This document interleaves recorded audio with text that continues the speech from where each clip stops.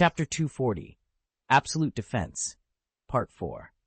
Under the watchful eyes of every onlooker, Akainu was driven backward by Nethin's unrelenting assault.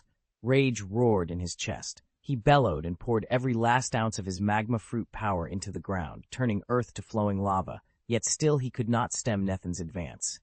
Each time Akainu unleashed an overloaded eruption to regain the upper hand, Nethin met him blow for blow, sending him reeling again. Boom, boom. The clash of their blades sent sparks scattering through the air, mingling with searing waves of heat.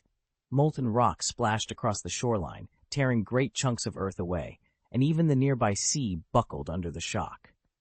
After dozens of furious exchanges, Nethin spotted an opening. With a savage punch, he shattered the magma shield around Akainu, then followed through with a spinning kick that sent the admiral hurtling off balance. Before Akainu could recover, Nethin's fist drove into his midsection with a thunderous crack. Akainu coughed up a mouthful of blood and was flung backward. No matter how tough his body, how reinforced his armor, or how much his devil fruit powers could compensate for damage, a strike like that would severely bruise his organs. He would need time to recover. For a moment, the battlefield fell silent, the echoes of their clash still hanging in the scorching air. Akainu's launch through the air snapped Kizaru to attention. He just managed to deflect Shiryu of the rain's blade when a blinding beam cut across the sky. Hundreds of laser bolts rained down on Nethin. "Damn!" Kizaru snarled. No sooner had Kiabo's strike slammed into the ground than the CP0 chief bellowed in fury. With one brutal shove, he sent a fishman flying, then spun his leg in midair, unleashing a sweeping arc of energy that lashed out at Nethin's back like a living moat. The assault was relentless. As if bound by a single, malignant will, the CP0 deputy chief ripped through a nearby giant's guard and struck at Nethin's right side. At the same time, several Navy lieutenant generals, reeling from the overhead bombardment, rallied around Akainu and hurled their own crackling slashes toward Nethin. And then came Akainu's war cry. Dark magma crept over half his body, turning him into a towering beast of molten rock and obsidian. Scorching heat radiated from his black and red form as he hurled himself forward in one titanic blow. Nethin braced himself, every muscle tensed for the impact of that infernal assault. In the space of a heartbeat, the field's two deadliest fighters, Admiral Kizaru and the CPO commander, unleashed a concentrated onslaught against Nethin. Every beam of light and every deadly strike zeroed in on him. Shiryu of the Rain, the fishmen, and the other lieutenants watched in horror. Though powerful, none of them matched Kizaru and CP0, and by the time they realized what was happening, it was already too late to pull Nethin to safety.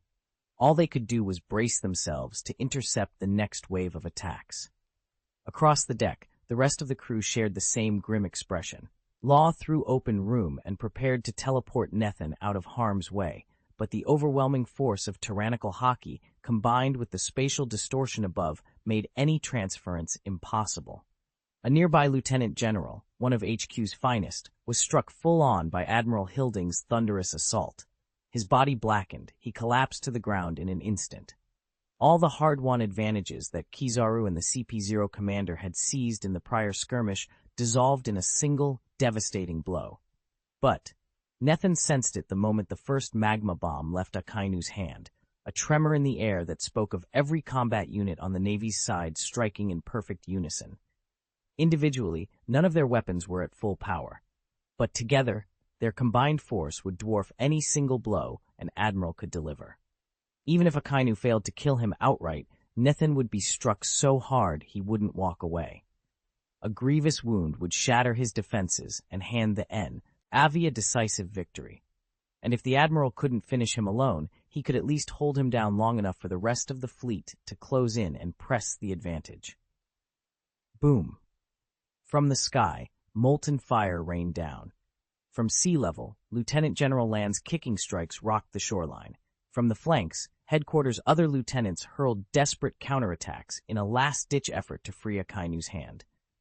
Under the admiral's impassive gaze, Robin and the rest of Nethin's crew watched in horror as the dozens of assaults converged on a single point, his position. Then came the flash, a blinding white light, followed by the roar of magma meeting steel and flesh. The resulting explosion detonated with earth-shuddering force, tearing hundreds of meters of coastline into rubble and gouging a deep crater where Nethan had stood. When the dust finally settled, no one doubted that this tandem onslaught, more than any single superpower, had the strength to decide the battle. The ground trembled as though struck by an earthquake, rattling the entire island. Far out at sea, monstrous waves churned and swelled, roaring as they towered toward the sky. "Damn, Captain!" one of Trafalgaro's crew gasped, nearly dropping his sword as he stared wide-eyed at the devastation. At the heart of the upheaval stood Admiral Akainu, his magma-scarred body already repairing itself. He wiped fresh blood from the corner of his mouth, eyes cold and unyielding as he surveyed the smoldering crater left by his attack.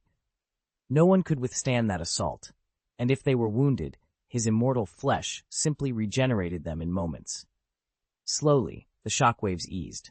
Where scorched earth had given way, a circular depression hundreds of meters across yawned before them, its rim cracked and blackened. Molten lava still glowed at the crater's bottom, casting an eerie red light up its walls. Is anyone left alive down there?" a nearby Navy captain whispered, voice trembling.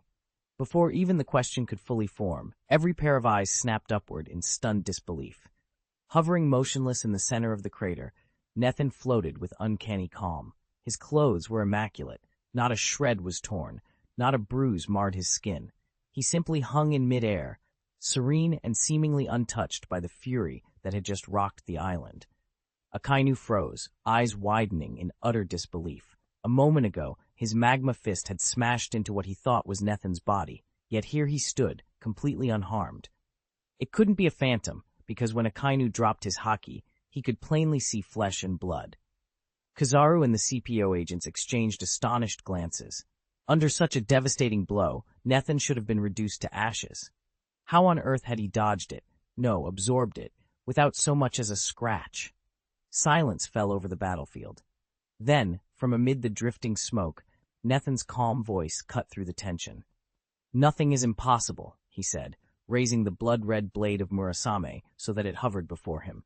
"You simply don't know the full extent of my power, but now that you're about to find out, it may already be too late." With those words, he took a single step forward, and in the next instant, he was upon Akainu. The very air around him rippled and folded, as though space itself were yielding to his will. Flames and light converged in a single, deadly edge. Since awakening his spatial distortion ability, Nethan had practiced relentlessly. He'd perfected the art of bending the void around him into an impenetrable, absolute field, one that could shrug off the combined might of the strongest attackers. Standing face to face with Akainu, Nethan's crimson sword gleamed like a drop of fresh blood. Whatever came next, he was ready. And in a war where every fraction of a second counted, his mastery of space itself would be the final trump card. Unless an attack can literally rip apart space, shatter its very fabric, or wield an overwhelmingly dominant force strong enough to overwhelm distortion itself, or unless it comes from a spatial power like the piercing fruit, nothing can breach this twisted space wall. Every strike is warped and nullified by the space distortion. This barrier isn't just formidable, it's a flawless, absolute defense even more powerful than the barrier fruit. Chapter 241, Total Bounty, 600 million, Part 5. Nethan had just thwarted the surprise alliance strike by Akainu and his comrades, almost as if he'd been waiting for it, and, warping space around him, reappeared directly before Akainu with the Murasame sword in hand. He launched a sweeping slash so fierce that, even though Akainu couldn't fathom how Nethan had stopped their combined assault, he forced himself to stand firm and meet the attack head-on. Still, Akainu's confidence wavered. That joint offensive had failed to wound Nethan or shift the battle's momentum. Unless Kizaru and the others could cut down the rain general and the fishermen soon, the tide would turn irrevocably against them. With a cruel grin, Nethan swung Murasame in a single, lethal arc, cleaving Akainu clean through the middle. Yet Akainu had already elementalized his body. At the moment it split, he thrust out a magma-charged palm. The molten energy surged and coalesced into a snarling hellhound that lunged for Nethan's head. Coolly, Nethan dropped his sword, clenched his left fist, and counterstruck. Boom! Fist met magma, scattering the infernal hound as Akainu reeled backward, momentarily stunned. Nethin surged forward, his distortion power flaring wildly. With a thunderous hammer blow, he drove Akainu into the fractured earth, the ground splintering under the impact. Across the battlefield, Kizaru's weathered face creased in irritation as he flickered through space, racing to Akainu's side. If he could hold out long enough, he might still drag their CP0 chief to victory, buying precious time for Rhodes and Shiryu of the Rain to regroup. "Go away!" Nethin's voice was flat as he planted a boot against the air in front of him. This was the fourth time he'd tangled with the glimmering admiral, and each clash had ground him closer to exhaustion. He steeled himself for one last strike. Boom! Kizaru slammed into Nethin, each force rippling through their bodies in a deadly standoff. But Nethin's resolve held firm. In a final burst of strength, he shoved the light-bending admiral off balance. Kizaru's form blurred into streaks of golden radiance and was flung backwards, collapsing in a heap of displaced earth and sparkling afterimages. No sooner had Kizaru crashed than Shiryu of the Rain, his eyes cold and determined, darted forward to confront him. Even for someone who'd braved the admiral once before, challenging Kizaru single-handedly was nothing short of overwhelming. Yet he pressed on, determined to carve out the opening they so desperately needed. Nethin gritted his teeth as he faced Akainu's molten onslaught. Kizaru's light-based devil fruit power was maddeningly versatile, and now he was backed into a corner by Shiryu of the Rain, the 2nd Division commander of the Hand Pirates and one of the sea's greatest swordsmen. Clang! Shiryu's slender blade whistled through the air. Kizaru barely brought his saber up in time. The edge of the attack nicked his brow, drawing blood that trickled down his weathered face, deepening every wrinkle. A grimace twisted his lips. "You really have no mercy," he grumbled. "Mercy?" Shiryu snorted as he pressed the attack. "You won't find any here." With Kizaru momentarily stalled, Akainu seized the opening. He slammed his fist into the deck, rending the wood and coursing it with molten rock. A geyser of magma shot upward, roaring toward Rhodes, temporarily shifting the tide of battle in the Marine's favor. But Nethin was in crisis. Though he'd fought unscathed for this long, Akainu's last eruption caught him off guard. Heat licked at his armor, and every bruise he'd managed to dodge in the fray suddenly claimed its due. "Die!" Nethin's voice was cold as the steel in his hand. He saw no backup coming, no chance for Kizaru or anyone else to intervene. Hardened by countless battles, he let resolve take over. As the magma wave bore down, Nethin vaulted into its heart. His shoulders met Akainu's blazing fist, meeting searing rock with an almost inhuman stillness. At the same moment, he drove his elbow straight into Akainu's chest, injury for injury. The shockwave rocked the deck, sparks flying from his gauntlets, but Nethin's defense held firm. Not a drop of lava found its mark. He stood amidst the rumble, bleeding and bruised, but unbowed. The second wave of the battle had begun. Nethin's sudden strike caught Admiral Akainu completely off guard. Before the Admiral could regroup, Nethin's elbow, crackling with spiraling energy, slammed into him. With a thunderous boom, Akainu was sent flipping through the air for 100 meters. When he finally hit the ground, he gagged and coughed, expelling blood and even fragments of his own shredded tissues. The force of that blow alone had nearly torn him apart from the inside. Not far away, Rhodes planted himself firmly on scorched earth to meet Akainu's retaliatory magma fist. Thanks to an impervious layer of armament hockey reinforcing his rock-hard body, the molten punch seared and blackened his shoulder but failed to pierce his flesh. Then, in a sight that froze everyone in place, the charred burn began to bulge and ripple. Within seconds, the scorched tissue formed a dark, flaky scab that sloughed off to reveal fresh, unblemished skin beneath. Akainu's eyes narrowed until they were mere slits, his face white with disbelief. He ground his teeth, struggling to steady himself. This wasn't supposed to happen. Nethin's body possessed a terrifying regenerative power. How many tricks did this man still have? In my experience, only Kaido ever showed such rapid healing. Garp himself could never match it. "Sakazuki, fall back!" Admiral Kizaru barked as he saw Akainu stagger under Nethin's onslaught. If Akainu went down, Kizaru would be next. Though Kizaru had absolute confidence in his light-speed attacks, Nethin's unpredictable spatial abilities unnerved him. He refused to be toyed with and beaten at this pirate's whim. Akainu bristled with indignation, but deep down, he knew the truth. The battle was lost. Navy morale had plummeted to rock bottom. Even the Marine lieutenant generals at headquarters were on the verge of collapse, and the captains were barely holding on. "Retreat!" Kizaru roared. A nearby lieutenant general gritted his teeth and relayed the order through gritted teeth. Their carefully planned encirclement of the pirates had collapsed. Defeated, they were forced into a humiliating withdrawal. It was a stain on the Navy's honor that would not soon be forgotten. Nethin watched from the summit of the cylindrical fortress as the battered Marine fleet signaled its retreat. Relief warred with frustration in his chest. At least Admirals Kizaru and Akainu remained to hold the line. Without them, this stronghold would surely fall. On the plateau below, the CP0 commander ground his teeth. He would have given anything to press the advantage, but the order was clear. Cover the Marines' withdrawal or risk staggering losses for everyone. With a curt nod to his deputy, he braced himself. "Bachi! Full power!" Kizaru's calm voice cut through the clangor of battle. In an instant, blinding beams of light cut swaths through the enemy ranks, buying precious seconds for the fleet to limp toward its lone surviving warship. Nethin took advantage of the diversion. He hurled a flurry of strikes at Admiral Akainu, determined to finish him here and now. Akainu's molten fists met Nethin's blows with thunderous force, and each collision rocked the platform. Seeing Akainu falter under Nethin's relentless assault, the CPO deputy commander unleashed a giant, an immense, hulking agent who crashed into Nethin with earth-shaking impact. As the two titans clashed, Akainu shook off the worst of Nethin's barrage and joined forces with the deputy chief.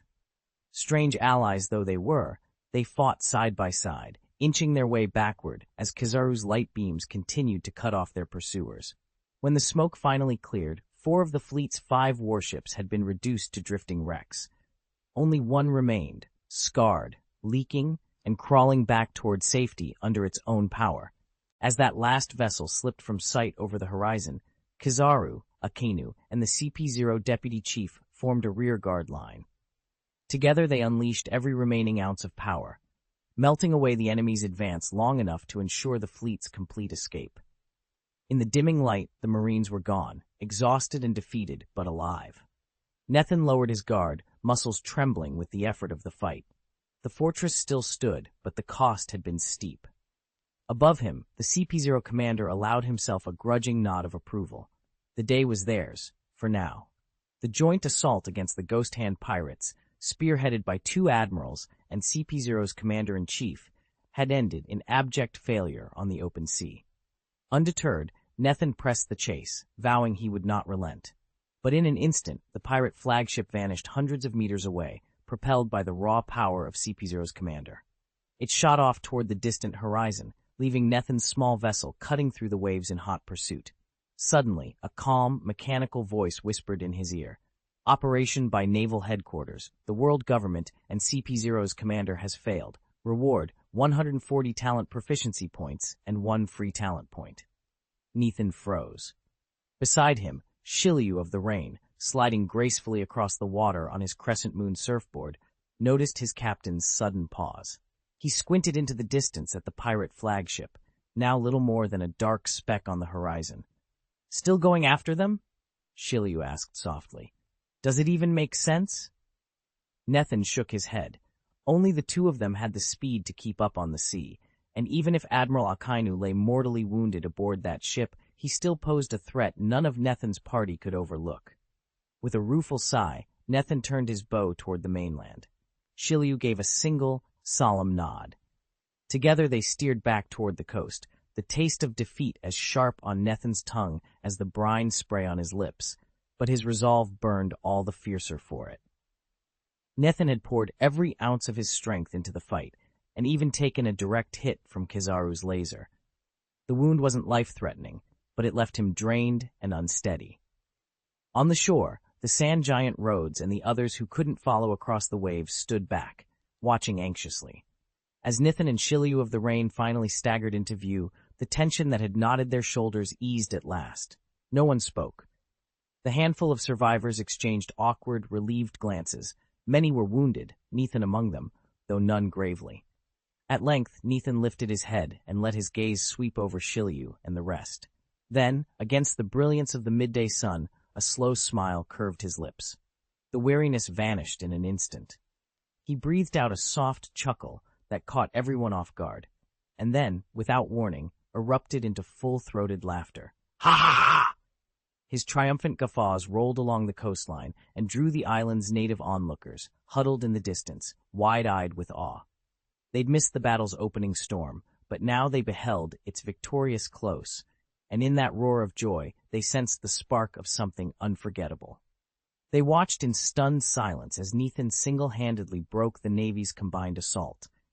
Overwhelmed and humiliated, the fleet commander had no choice but to order a full retreat. This was the same force that had once sacked the Navy's own headquarters, now bested so completely that even the admiral himself had fallen before them. Newspapers spared no hyperbole. It was impossible to overstate their triumph. These were the Ghost Hand Pirates, the fifth emperor of the New World. On the shore, the pirates laughed and cheered, while onlookers whispered in awe. A few days later, word of the Battle of Karen Island rippled around the globe. The world government and the Navy scrambled to spin the story, but no amount of propaganda could conceal the humiliating truth. Their grand encirclement and suppression had failed utterly. The Navy's admiral had been driven off. Until now, Fifth Emperor had been little more than a fearsome nickname for the Ghost Hand Pirates. After Karen Island, however, countless eyes recognized them as something far more, the undisputed sovereigns of the New World's pirate seas. Shortly afterward, the Ghost Hand Pirates' updated bounties were broadcast across the seas. Captain Ghost Hand Rhodes, 1.7 billion. Bailey Shiryu of the Killer's Reign, 1.1 billion. Bailey Skywing Fisherman, 1.0 billion. Bailey Devil Sheriff, Lafitte, 380 million. Bailey Trafalgaro, the Death Surgeon, 270 million. Bailey Nico Robin, the Devil's Daughter, 200 million Bailey.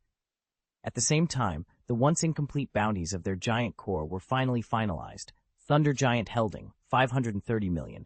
Bailey Sand Giant Rhodes, 300 million. Bailey Metal Giant Statham, 260 million. Bailey Iron Wall Giant Goldbag, 220 million Bailey Gears, 50 million Bailey Cores.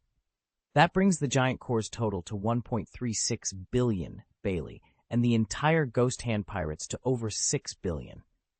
Rumors will doubtless swirl over gaps in their power distribution and range of influence, but one fact won't change: they've never looked stronger. Nathan studied the array of Ghost Hand Pirate bounties spread out on the table. A low whistle escaped his lips. He let out a long breath, snapped the folder shut, and said, "This should be enough to take on those four." Chapter 242, Kaido's Move, First Update. A makeshift command center within Navy headquarters was deathly quiet. Doberman had just returned from reviewing the real-time battle report from the front, and now sat motionless at his desk, the pages spread before him like a funeral shroud. Despite deploying CP0's top operatives, under the combined authority of Fleet Admiral Kisaragi and Akainu, alongside two admirals and an overwhelming naval force, they had failed to contain the Ghost Hand Pirates. Far from fleeing, the pirates had counterattacked, routing the Navy and government fleet outright. Worse still, the Ghost Hand Pirates had seized solid ground in the New World. What had begun as a minor raiding crew had suddenly ascended to the status of a fifth emperor's power. Doberman's fists clenched on the table, his knuckles white. He could feel his hands tremble with frustration and disbelief. If circumstances allowed, he would have personally led the charge back to the battlefield, but this time, even CP0 and twin admirals had been outmatched. He swallowed hard, staring at the incomprehensible scale of their defeat. How could they possibly turn this disaster around when every tried-and-true strategy had collapsed? Fleet Admiral Sengoku paced the floor of the briefing room, hands clasped behind his back. Sending out all three admirals at once was unthinkable, and even he could not shoulder the blame if disaster struck. Dispatching the Navy's main fleet against one of the four emperors in the New World was equally impossible. And yet, the Ghost Hand Pirates still roamed free beyond the Grand Line. The risks of committing an overwhelming force were simply too great. Standing to one side, Captain Doberman clenched his fist so tightly his knuckles went white. He exhaled sharply, wrestling with a sudden, unsettling thought. This was no time for despair. There were still the emperors themselves, 4 of the most fearsome pirates in the New World, any one of whom outmatched the Ghost Hand crew. He remembered the rumors. Their leader had brazenly offended Kaido of the Beasts. Such a slight would not go unanswered. Sooner or later, Kaido would descend upon the Ghost Hand pirates with all the fury of a tempest at sea. When that day came, the Ghost Hand fleet would be scattered and broken, vulnerable prey for the Navy to finish off. Doberman's eyes snapped open, resolve flashing in their depths. There was another way. Leverage the prisoners already in custody at Advance City. Scores of notorious pirate captains and crews lay shackled in its cells, their strength sapped by months of confinement and interrogation. The Navy cared little for how these criminals were subdued, only the end result mattered. A plan was already taking shape in Doberman's mind. Let the emperors, first Kaido, shatter the Ghost Hand pirates. When the dust settled, send in our own forces swiftly, sealing the pirates' fate once and for all. It was risky, yes, but far less so than a head-on clash with an emperor's armada. He squared his shoulders and met Sengoku's eye. As if I may. In that moment, hope stirred within the fleet command. Hope built not on raw power, but on cunning and patience. The Ghost Hand pirates would not see it coming. Lieutenant General Doberman leaned back in his high-backed chair, eyes fixed on the map of the New World spread before him. The brewing conflict between Kaido's 100 Beast pirates and the elusive Ghost Hand pirates promised to be the Navy's greatest boon in years. Let the 2 pirate fleets tear each other apart, Doberman thought, and the Navy need only dispatch a single general to observe from the shadows. With luck, he'd return richer than any fisherman. Kaido's near immortality posed its own problems. No prison could hold him, and no blade could end him for good. But if the Ghost Hand pirates and their young, cunning leader Nethan were swept away in the chaos, the Navy would have dealt a decisive blow to the underworld. Doberman drew a slow breath, unclenching his fists. A steely calm settled over him.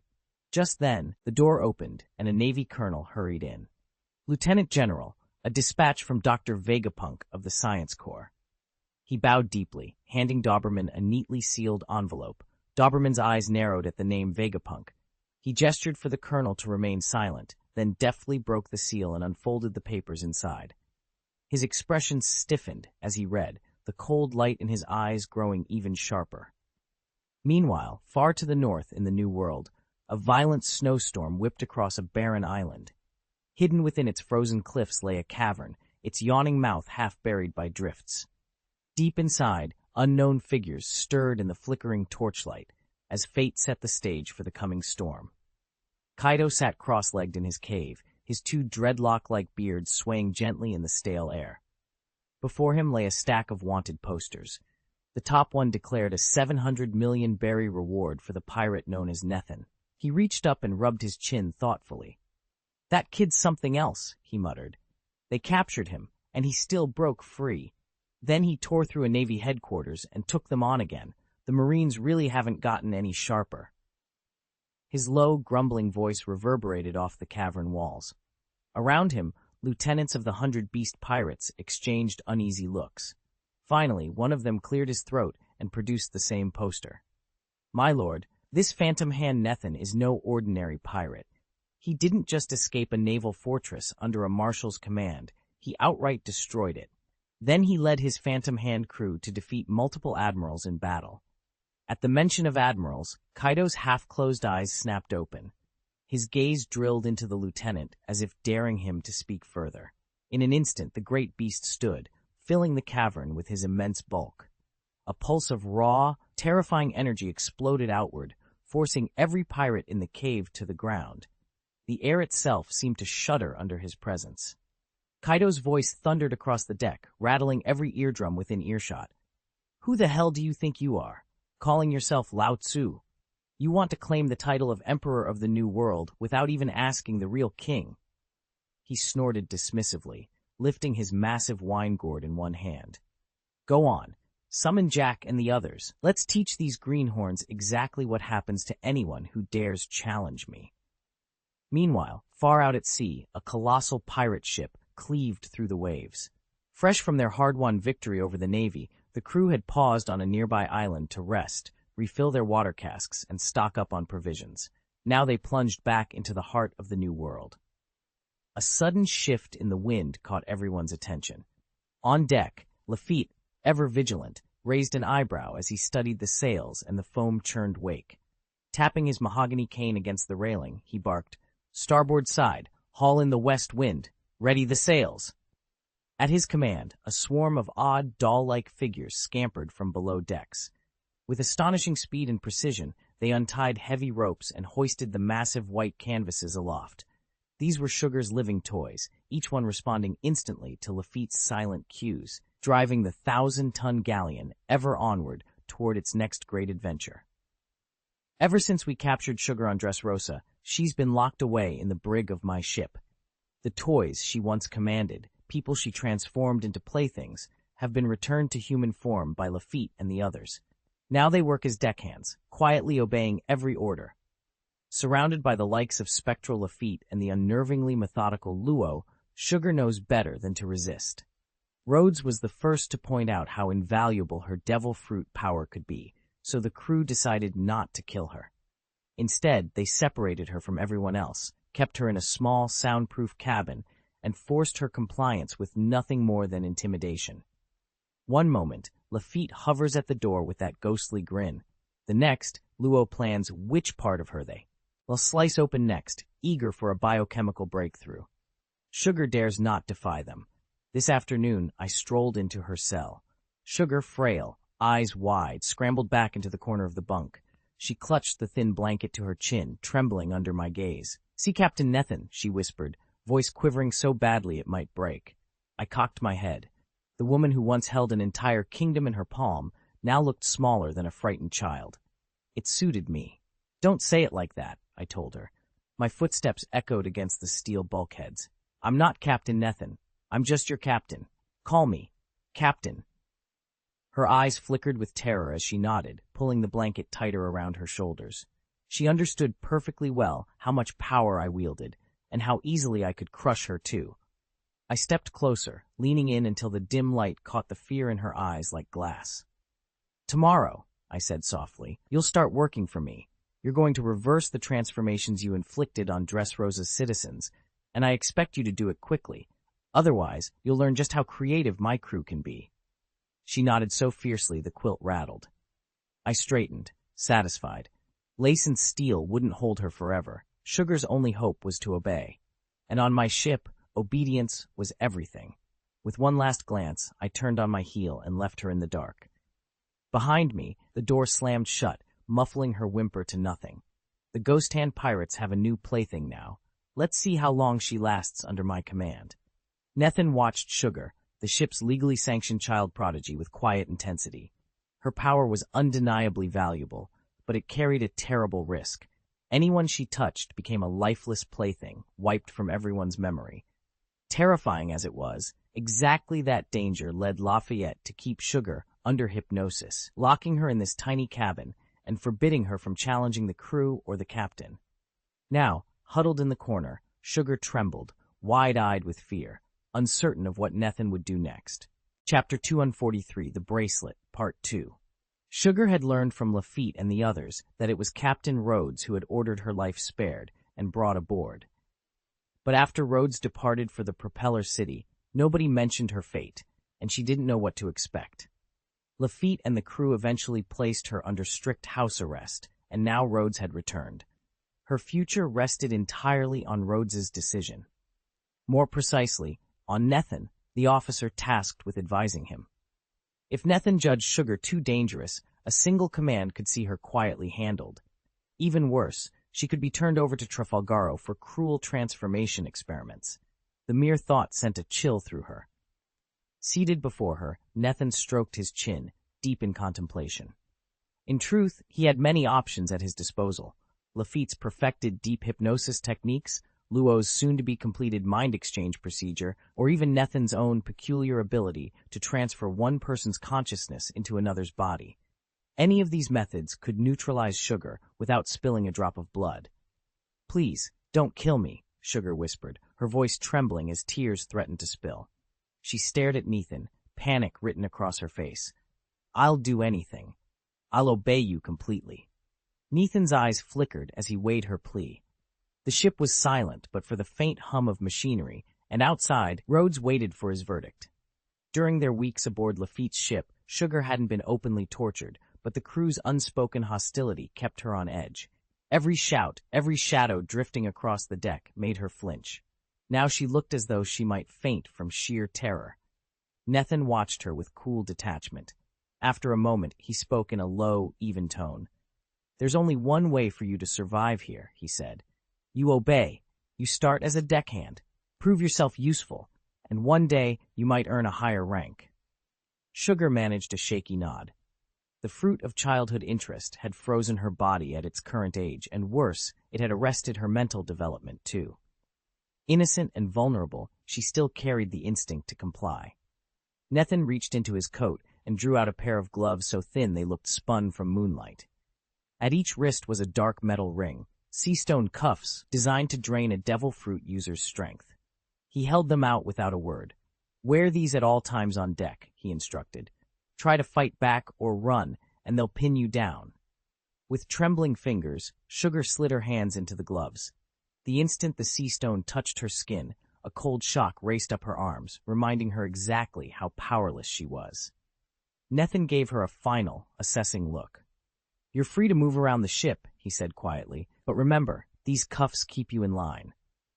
Then he turned and disappeared into the dim corridors, leaving Sugar alone on the swaying deck. From this moment on, she was a member of their crew, helpless, cuffed, and bound by the very sea she once thought might save her. Nathan remained perfectly alert, confident that he could counter any trick Sugar had up her sleeve, but he knew others weren't so fortunate. If they lost their memories, the consequences could be disastrous. Sugar frowned at the cuff-like bracelet in Nathan's outstretched hand. She grumbled under her breath, but the instant Nathan's gaze met hers, her defiance wavered. With a quick, almost apologetic motion, she slipped the delicate abyssal stone restraint onto her slender wrist. It clicked into place so snugly that she couldn't pull it free by tugging at her palm. As soon as the bracelet settled, Sugar's limbs softened, though she still retained enough strength to move. She tested her fingers. Nothing felt broken, just firmly held in check. Nathan watched her carefully, his expression unreadable. Outside, the enchanted toys, once toy soldiers, now animate sentinels, remained motionless in their altered forms. They showed no sign of reverting to human shape. Satisfied, Nathan nodded to himself. The restraining power of an abyssal stone varied from person to person. This lightly charged band was designed only to lock Sugar's hands, not to cancel her abilities outright. It was enough.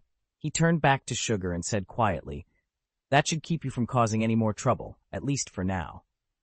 Sugar's shoulders slumped, but in her eyes flickered a familiar spark of defiance. Nathan simply crossed his arms, resolved to keep a close watch. In their world of shifting allegiances and uncanny magic, vigilance was the only sure safeguard. Nathan watched in silent satisfaction as Xiatang's usual menace drained away the moment the delicate glove-like bracelet snapped onto her wrist. Rhodes, standing nearby, squinted at her, murmuring that it must be some illusion, that the strange charm had neutralized her dangerous aura. Xiatang, for her part, knew better. She recognized the bracelet for what it was, a seafloor stone device. Once you'd locked it on, ordinary strength was useless, and removing it was next to impossible without the proper countermeasure. "Don't tug it off," she'd warned herself. "It's rigged to retaliate." Now she regretted not heeding her own advice. With a flick of his fingers, Nathan produced another bracelet from his coat pocket, this one larger, forged of dark metal. He clasped it onto her other wrist. No sooner had the latch clicked than the bracelet trembled violently. In an instant, it detonated, filling the room with a blast of smoke and ringing metal. Xiatang yelped and staggered backward, eyes wide with horror, as the acrid haze curled around them. She stared at Nathan as though he were the devil himself.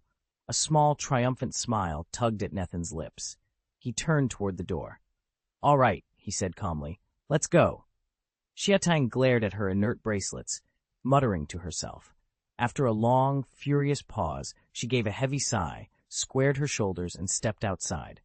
Under her breath, she spat out one final curse. "You're all the worst. Drop dead, all of you." She seethed in silence, but the enchanted bracelet clamped around her wrist left her utterly powerless. Its magic didn't merely coerce, it completely snuffed out any will to resist. There was no halfway point. Once the device was locked in place, its wearer could only obey. In the ship's cavernous main hall, a vaulted space large enough to swallow dozens, several giants stood in uneasy silence. Trafalgaro and Nico Robin hovered nearby, their eyes flicking toward the closed captain's cabin at the far end. Captain Law had been behind that door for some time now, and everyone knew. If he'd been transformed into one of Sugar's living dolls, he'd have lost all memory of who he was. Goldbagu, one of the few acquainted with Sugar's power, ran a massive hand through his hair, his brow furrowed. "We can't be sure he's safe," he muttered. Gears, leaning over to wrap Goldbagu's forearm, snorted, "Do you honestly think the captain would be that stupid?" From the corner of a huge sofa, Fisherman let out a dry chuckle. If he were turned into a toy, he'd forget everything. Friends, loyalties, even himself. No, our real worry is what happens if Law remains himself. He has a notorious soft spot for his little playthings. Who knows how he might dote on her? Her? Luo's voice cracked as he sank onto a low bench, clutching a wicked demon knife at his side. Tears shimmered in his eyes. But she's not a child. She's only a few years younger than any of us. Fisherman slapped his broad hand against his own forehead. Right, I keep forgetting that. He straightened, surveying the tense assembly.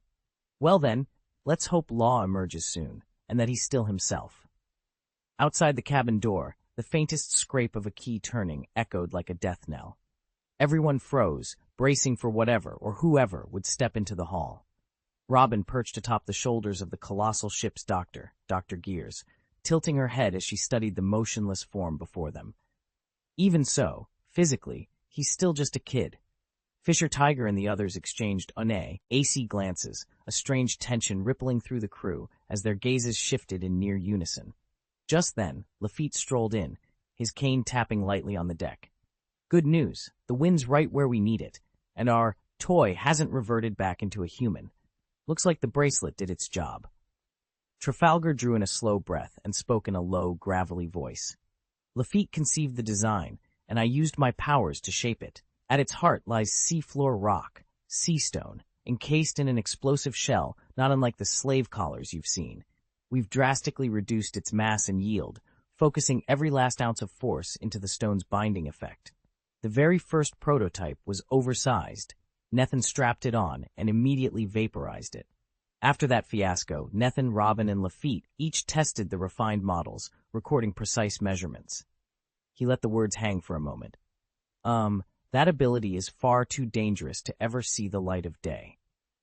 It looks like only a single sentence has come through. Could you please provide the entire chapter or the full passage you'd like rewritten? Once I have the complete text, I'll revise it into smooth, idiomatic English, renaming Ross to Nethan and making sure his gender is consistently male. Chapter 244, Which Four Emperors to Move, Part 3. The moment the crew assembled in the main hall, Nethan emerged from the inner cabin, and behind him trailed Sugar. She wore tiny gloves and a delicate bracelet on her wrist, her head bowed as if every step cost her effort. Sugar, are you all right? Robin asked, rushing forward. Is the Hylu stone too heavy for you? Nethan chuckled and reached out to tussle Sugar's soft hair. No, it's not the stone, he said, flashing her a warm grin. Come on, brighten up and give me a smile. At the encouragement in his voice and the mischievous sparkle in his eyes, Sugar's shoulders lifted and color returned to her cheeks. Her wariness melted away as she managed a small, grateful smile. Robin exhaled and took Sugar's hand gently from Nethan's. She glanced down at the safety bracelet snug around Sugar's wrist. You're perfectly safe on the ship now, Robin said softly. We'll look after you. Sugar nodded, her childlike frame seeming even more fragile beneath her gloves. Yet the crew had long since learned that appearances could be deceiving. Her devil fruit powers were potent, and every precaution was justified. Still, with the new safety measures in place, Robin's last anxieties about Sugar's well-being finally faded. All that remained was the day's task, deciding which four emperors they would set their plan in motion against. And with Sugar restored to her usual bright spirits, Nethan stepped forward to address the gathering. Nethan hadn't been on deck for more than 5 minutes when Robin scooped him into her arms. The moment their eyes met, his big, bright gaze lit up, and he curled against her, cooing with playful delight. Robin, who'd always had a soft spot for this kind of thing, couldn't help but smile. She brushed a gentle hand through his hair. "You're one of us now," she told him softly. "The captain brought you aboard. There's nothing to fear." Standing a few feet away, Rhodes watched the two of them in bewilderment. "Isn't it too late to lock him back in his quarters?" he blurted. Robin shook her head, still grinning down at Nethan. "Nope." Rhodes sighed, narrowing his eyes as he flicked a look at Sugar. But Sugar, evidently embarrassed, buried his face in Robin's shoulder and stayed perfectly still. The entire tableau struck Rhodes as oddly familiar, but he shrugged it off. After all, Nethan was only a little boy, harmless and utterly devoted to Robin. Frankly, Rhodes didn't mind their attachment one bit. As he strolled past them, Rhodes quipped over his shoulder, "If you want a child so badly, I could lend you one." The words came out scrambled by his smirk, and only Nethan seemed to register them. The boy froze, a sudden flush warming his cheeks, and Robin paused, looking down in surprise at the little figure in her arms. Nethan folded his arms, studying the small figure before him. Even though Sugar's body looked like a child's, her mind was likewise limited. There simply wasn't much she could grasp. Then again, Nethan stole another look at her. If he used the Hylo stone to completely suppress her powers, would she snap back from her lowly state into something closer to Robin's form? Of course, the instant such a transformation began, her clothes would shred away. It was a risky experiment, but perhaps one worth attempting. All right, he decided. The present mission required a different approach. Xiatang would serve, at least temporarily, as an investigations specialist. And one more thing. No one was to touch her bracelet without permission. Shiliu of the Rain seemed entirely uninterested in Sugar's predicament.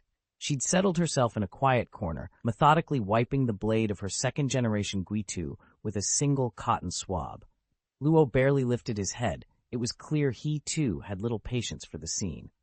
Fisherman, however, let his eyes drift toward Sugar and cracked a teasing smile. "An investigation crew, huh? So you'll all have to survive the captain's training before you earn your badges? That's a pretty grim pasty. Me, Captain."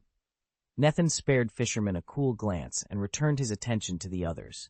Across the room, Xiatang was already sizing up their new teammates, Shiliu of the Rain foremost among them. From her calm composure and the way she handled her weapon, there was no doubt. Shiliu was exceptionally dangerous, and Nethan intended to find out exactly how dangerous before this mission was over. Outsiders who dared to test the ghost hand pirates often ended up with a blade in the face. Fishermen might look harmless, but appearances can be deceiving. This crew lived by two rules: honor your elders and protect the young, so naturally, only Robin was ever allowed near the heart of the ship. Now to what happened next. Nethan stepped into the cabin and forced his features into a mask of calm. His gaze turned cool and unwavering, and at once the entire room froze. Rainmaster Shiliu set down his second-generation Guitu and trained his eyes on Nethan. Luo snapped upright in his chair. The usual slack-jawed loafers at the back straightened as if struck, and even Robin let his spoon hover midair. This was the Ghost Hand Pirates. Xiatang, who'd been lounging and joking only moments before, stiffened into full alert. Lafiti and the others huddled around Rhodes at Robin's feet, shrinking back as if scolded schoolboys. They looked unified, but that unity existed only because Nethan allowed it. In truth, every life on this ship hung on his single decision. In that instant, the crew's iron discipline and unshakable loyalty were laid bare for anyone to see. We'd stocked the last island with enough food and fresh water to carry us across 3 more stops, exactly the distance to Dressrosa. Once we'd filled our holds, the Rosa weighed anchor and slipped into the waters controlled by the 4 emperors. Nethan stood on deck and outlined our plan. First, we make landfall at Dressrosa. Our main goal there is to replenish fresh water and to hunt for the legendary healing fruit. If we find it, its value is immeasurable. You know about the surgery fruit that grows on the outer islands. This one's even more precious. With both in our possession, our ship's medical bay will surpass any hospital on the Grand Line. He paused, scanning the horizon. After Dressrosa, we sail straight into Four Emperors' territory. Yes, there are other islands outside their grip, but most are either too forbidding to settle or as elusive and transient as Zoo. Even if we stumbled across one, it wouldn't be worth the risk. With that, the crew readied the sails. Ahead lay Dressrosa, and beyond it, the heart of the New World. Nethin knew all too well that no matter how brutally the Four Emperors tried to force the Mink tribe into submission, the Minks would never bow or serve as their vassals. All those attacks would only exhaust the tribe's strength without ever breaking their will. In the New World's prime sea routes, each emperor had staked out a territory, nearly perfect divisions in theory. But reality was messier. Here and there, unclaimed islands sat wedged between two emperors' domains. Some even straddled the borders of three. Those islands became tinderboxes, sparks ready to ignite conflict. A routine clash between rival crews could surge up to lieutenant skirmishes, and if neither side backed down, ultimately explode into full-scale war. Fortunately, the current era was far more stable than the chaotic early days after the Four Emperors first rose to power. Over time, most of those disputed islands had been settled, each one carefully absorbed into a single emperor's sphere of influence. Gone were the near-constant battles that once rent the New World. In their place was a cautious peace that for now held firm. But because of this, Rhodes, now recognized as the fifth emperor of the New World, has struggled to carve out territory worthy of his title. Inevitably, he'll have to confront one of the Four Emperors. Shilyu of the Rain regarded Nethin quietly, then asked, "Which emperor do you intend to move against?" For the Ghost Hand pirates, as they stand today, battling any one of the Four Emperors is within the realm of possibility. But defeating, and then replacing, one of them is another matter entirely. Each emperor has solidified his power through countless battles and wars, and their legions of formidable subordinates are virtually endless. Chapter 245, The Full Value of Sight and Sound, Part 4. A chill ran down Lafitte's spine as he closed the dossier on Kaido. He'd spent days poring over every scrap of intelligence the world government and the Marines had gathered, and each new detail made his scalp tingle. The man they called the Beast Pirate King had once stormed Marine headquarters all by himself and come within an inch of toppling the entire place. Even the other Four Emperors trembled at the thought of facing Kaido man-to-man. His three mighty lieutenants, the so-called Three Calamities, were terrifying in their own right, but they were nothing compared to Kaido himself. He was a force of nature, a monster so primal that no amount of cannon fire, haki, or devil fruit trickery could truly contain him. Standing at the edge of the deck, Nethin let Lafitte's words settle over him. He'd heard the rumors before, how the Marines and the world government had captured Kaido more times than anyone could count, only to see him shrug off execution after execution. They'd tried everything. Mass bombardments, freezing him in ice, even force-feeding him 2 devil fruits at once. None of it worked. Kaido simply ignored the second fruit's effects, as if it were nothing more than a light snack. For the 100 beast pirates, that's the cruelest joke of all. Lafitte said softly, "Even if we could defeat the Calamities, if we somehow managed to slay all of Kaido's top commanders, we'd still be left staring up at the Beast King. And as long as he lives, our victory means nothing. Worse still, a wounded or enraged Kaido would spell disaster for everyone." Nethin nodded, steeling himself against the grim reality. There would be no easy triumph here. No heroic raid followed by triumphant cheers.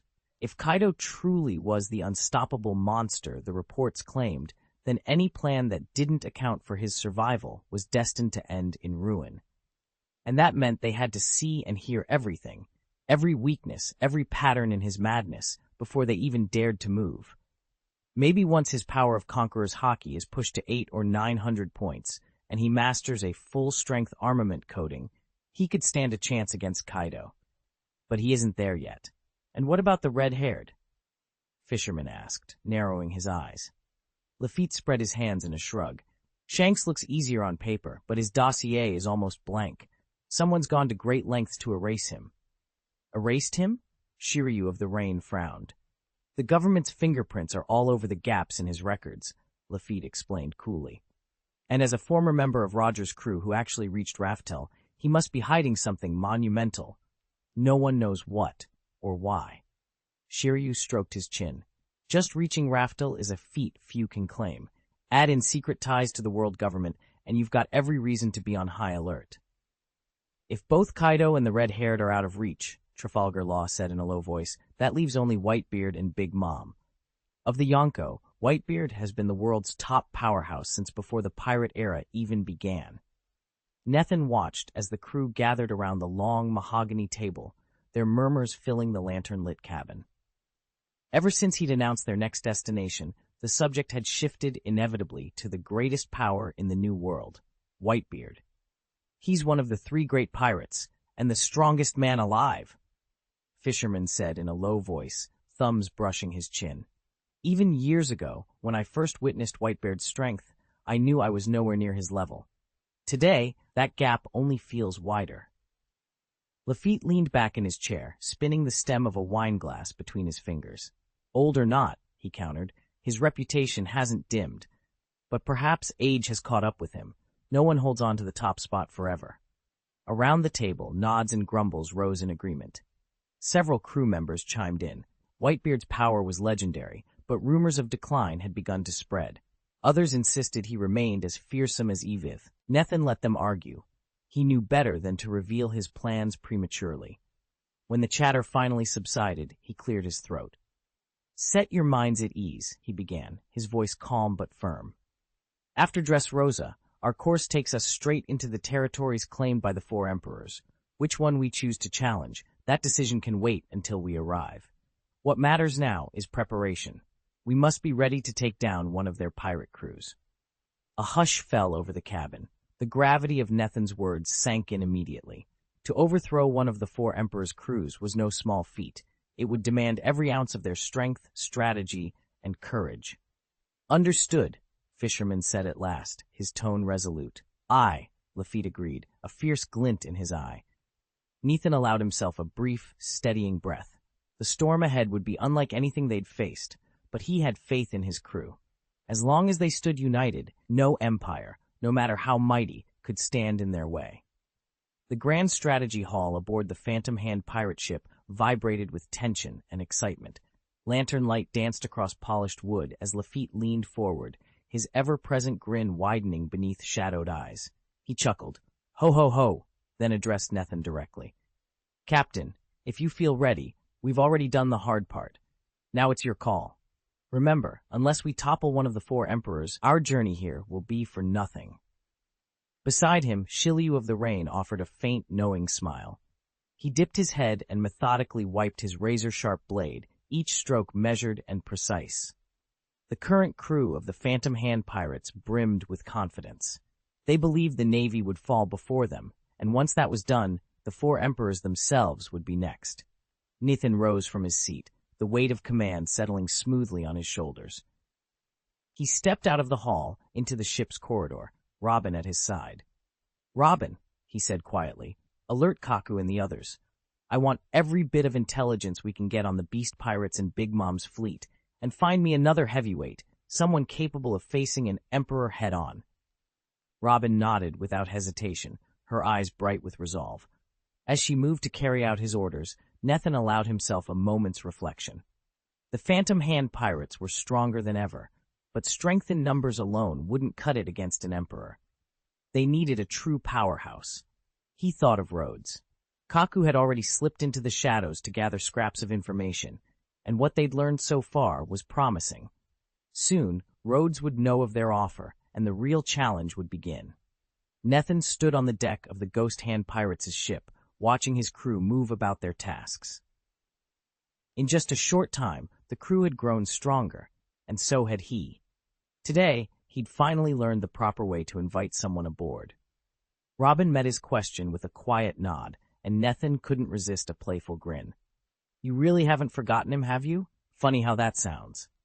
Before she could reply, he spun on his heel and marched for his cabin, casually reaching back to pull her inside. The door slammed shut behind them with a muffled bang.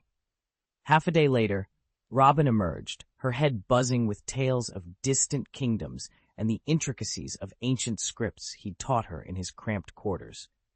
Nethan, now dressed in a loose cotton shirt, stepped onto the upper deck. The recent skirmish with the Navy had gone in their favor. As a result, his talent system had granted him 140 proficiency points and an extra unassigned talent point still waiting to be spent. He leaned on the railing, and the familiar translucent interface shimmered into view before him. Methodically, he flipped between the General Skills tab and the Combat Skills tab, weighing each upgrade. Two very different paths lay open, each promising its own advantages. Nethan closed his eyes, fingers brushing the railing as he considered which route to choose. Nethan set himself two clear goals. First, he wanted to push his distortion powers and physical strength even closer to Whitebeard's level. Second, he aimed to max out both observation and armament hockey. Having just unlocked the full potential of those two hockey types, he found himself tempted by a third ability, Future Sight. On paper, the power to glimpse tomorrow is formidable. In practice, though, it only reveals one possible outcome, and the moment you change your choices, the vision vanishes. Plus, seers like T-Dolphin and Katakuri demonstrate that even with prediction, hockey, you aren't truly invincible. You're still vulnerable. After a moment's hesitation, Nethan decided to stick with his original plan. He poured 40 proficiency points into his agility enhancement technique, determined to sharpen his reflexes and senses to their absolute limit. Nethan's status panel glowed as his latest training session drew to a close. Agility enhancement, 420. 420 physical enhancement, 500, 500. Spirituality, 0. Toughness, 200, 200. Earth affinity, rock, 50, 100. He watched as the agility bar crept up another 40 points. Along with the raw number, he could feel his senses sharpening, his vision crisper, his hearing more precise, every nuance of color and sound rendered with startling clarity. Without hesitation, Nethan directed 50 mastery points into his domination skill. He whispered the activation word, and a low hum echoed through the chamber. Golden strands of energy coalesced around him, weaving through the air like molten light. In seconds, the domination gauge surged, filling completely until it shone at its maximum. Nethan opened his eyes. Every muscle, every fiber of his being thrummed with power. Tonight, he had taken another decisive step toward mastery. Chapter 246, True Damage, Part 5. In that instant, Nethan felt his senses sharpen to an extraordinary degree. His field of vision widened, his hearing grew impeccably acute, and the smallest details leapt into focus. A single ripple across the water was rendered with crystal clarity, and every movement around him seemed to slow, as if time itself had momentarily decelerated. Of course, the flow of time remained unchanged.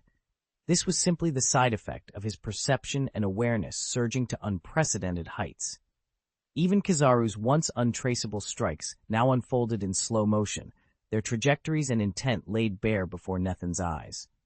With a single willful thought, he slipped into a state of spiritual concentration. In this heightened condition, the supremacy of his senses intensified even further. He fixed his gaze on the vast ocean ahead, and for a heartbeat, the world seemed to freeze. Riding the wave of his own overwhelming presence, Nethan strove to shatter the boundaries of the present moment and peer into the future. But Nethan's vision brimmed with pressure. He'd hoped to glimpse the future, but instead the world around him began to crawl. Each heartbeat stretched into an eternity, every breath an endless sigh. Time itself felt as though it had ground to a halt.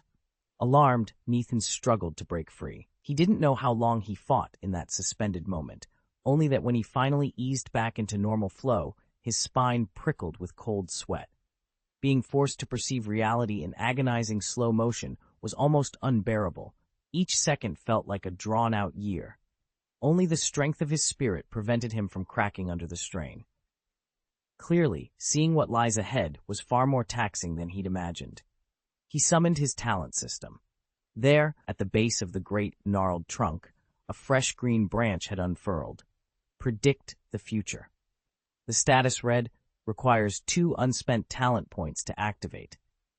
Nethan's heart sank a little. He had just managed to hoard 2 points without spending them, and now to spend them was a serious decision. He stared at the verdant branch, hesitating. The power to foresee what was to come was within his grasp, but at what cost? With a small, anxious tremor at the corner of his mouth, Nethan set his resolve.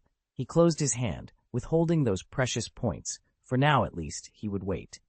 Nethan sat alone in the dim glow of the sanctum's crystal pillar, the only sound the steady hum of dormant power waiting to be awakened. Before him hovered the talent interface, each skill and proficiency laid out like stars in a night sky, ripe for the taking if he could pay the price.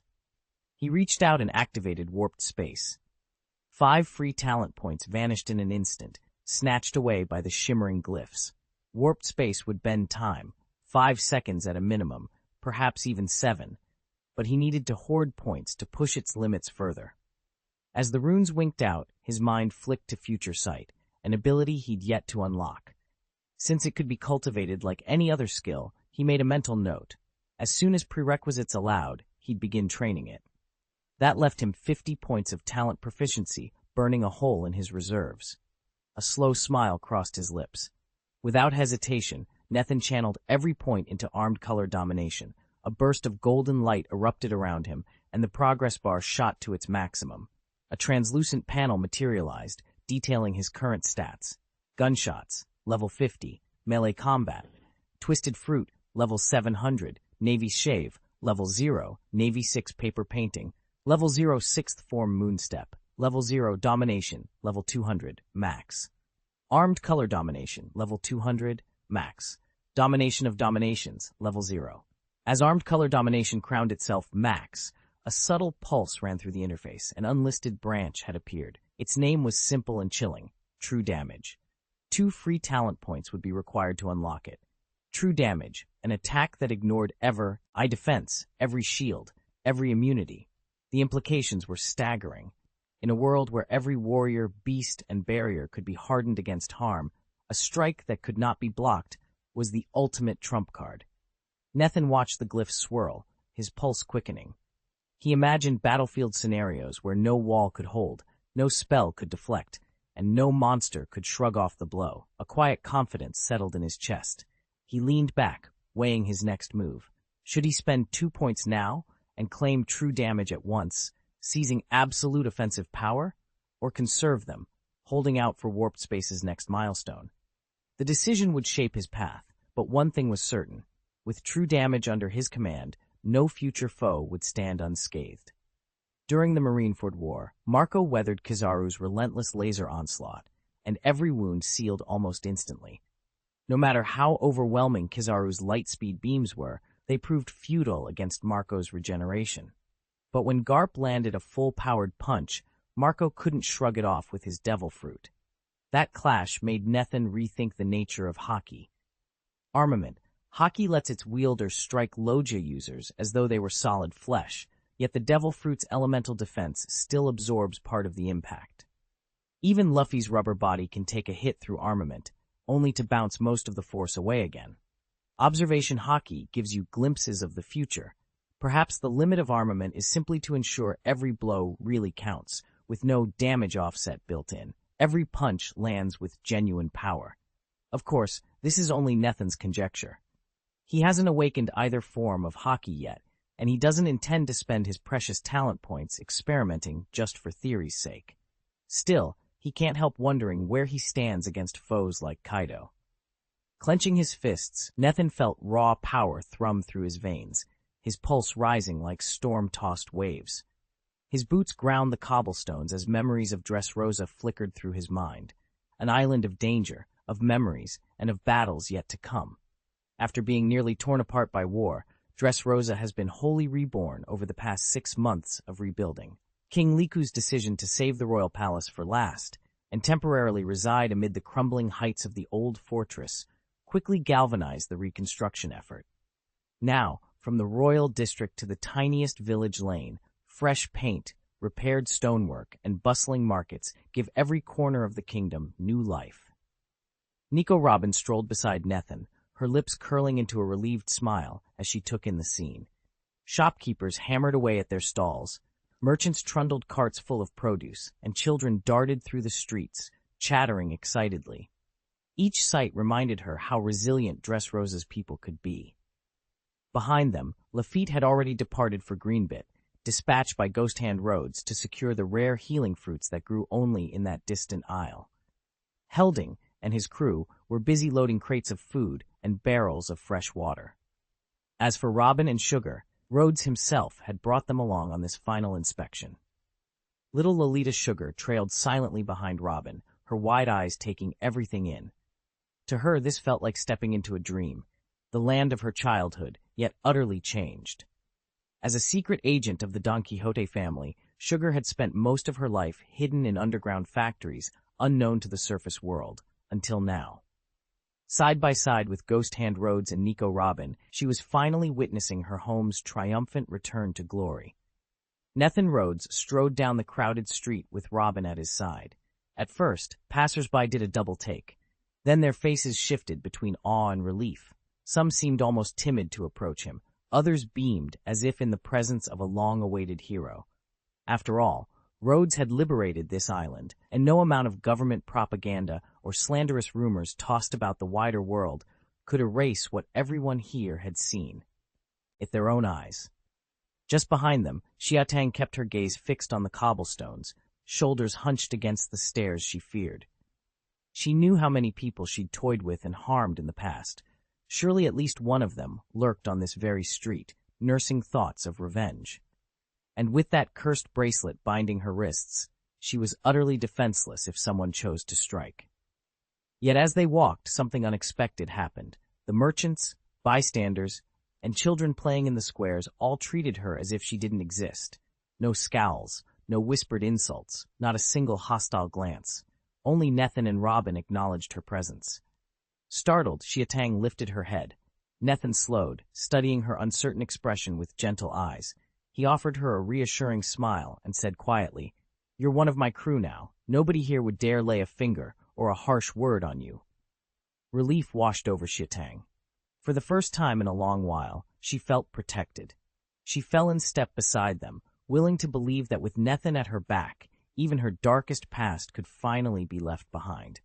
Nethan never saw himself as a savior. He wasn't out to rescue a nation or play hero.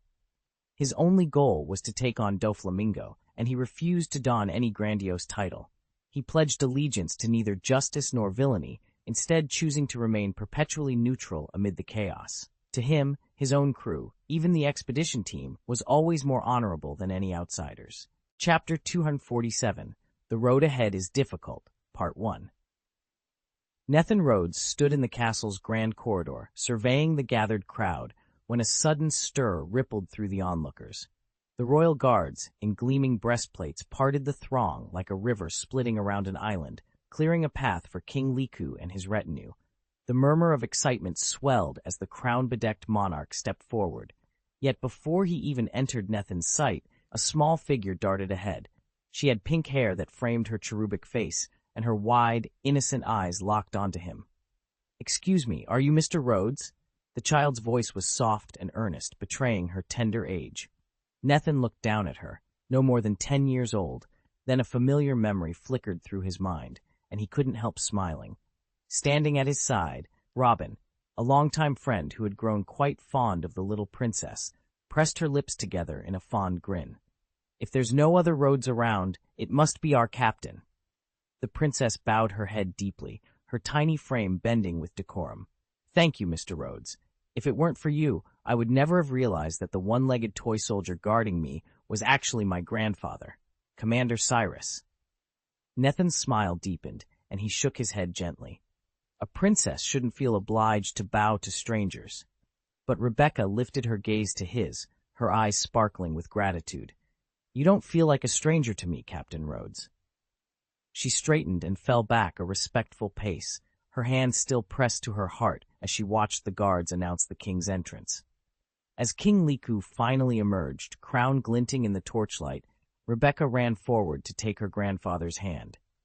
Nethan exchanged a nod with Robin, bracing himself for the audience that lay ahead, and for the challenges destined to unfold on the long road before them. Nethan had always been drawn to the charm of children, especially someone like little Rebecca, whose wide eyes and rosy cheeks set her apart from the ordinary citizens around them. She clutched his hand, trembling slightly with excitement, as the crowd began to murmur.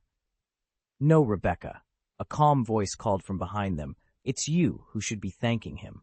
Surrounded by a cadre of armored guards, King Liku emerged, stepping through the throng with measured grace. The king was advanced in years, his silver hair framing a face that had weathered more hardship than most could imagine. Yet today his expression was composed, almost serene, belying the hellish trials he had endured. He halted before Nethin and Rebecca, then fixed Nethin with a solemn, grateful look.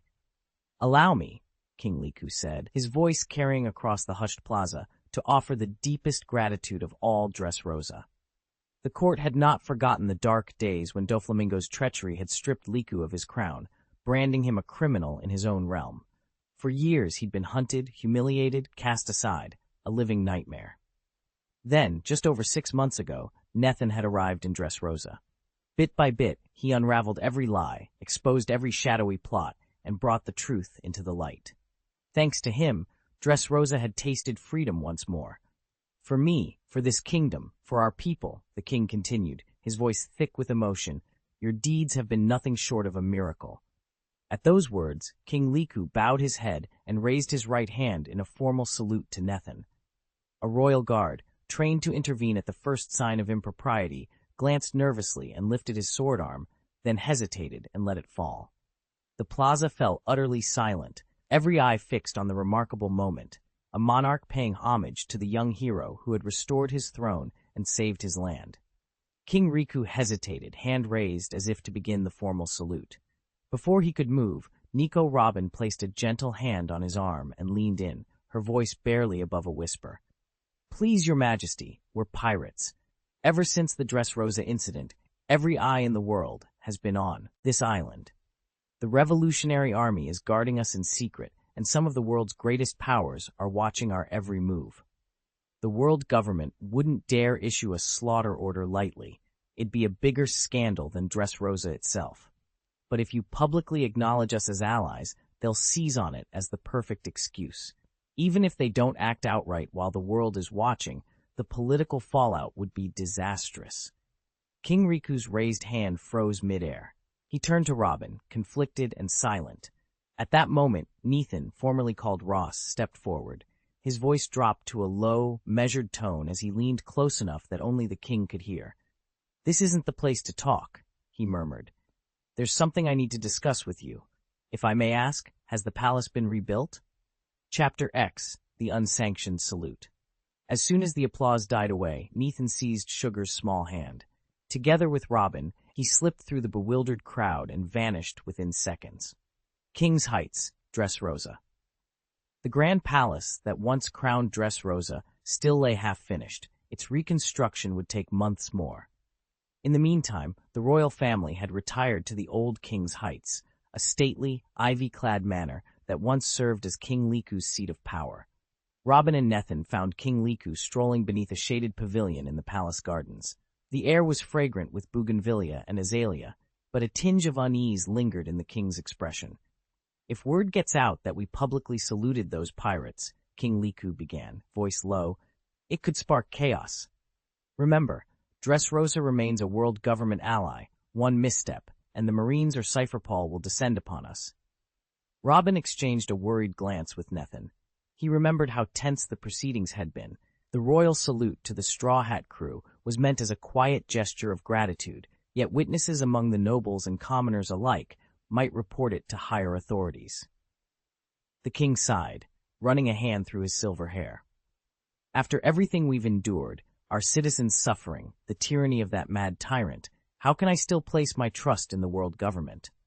I've thought of renouncing our affiliation, but—" He paused, eyes drifting to the palace walls.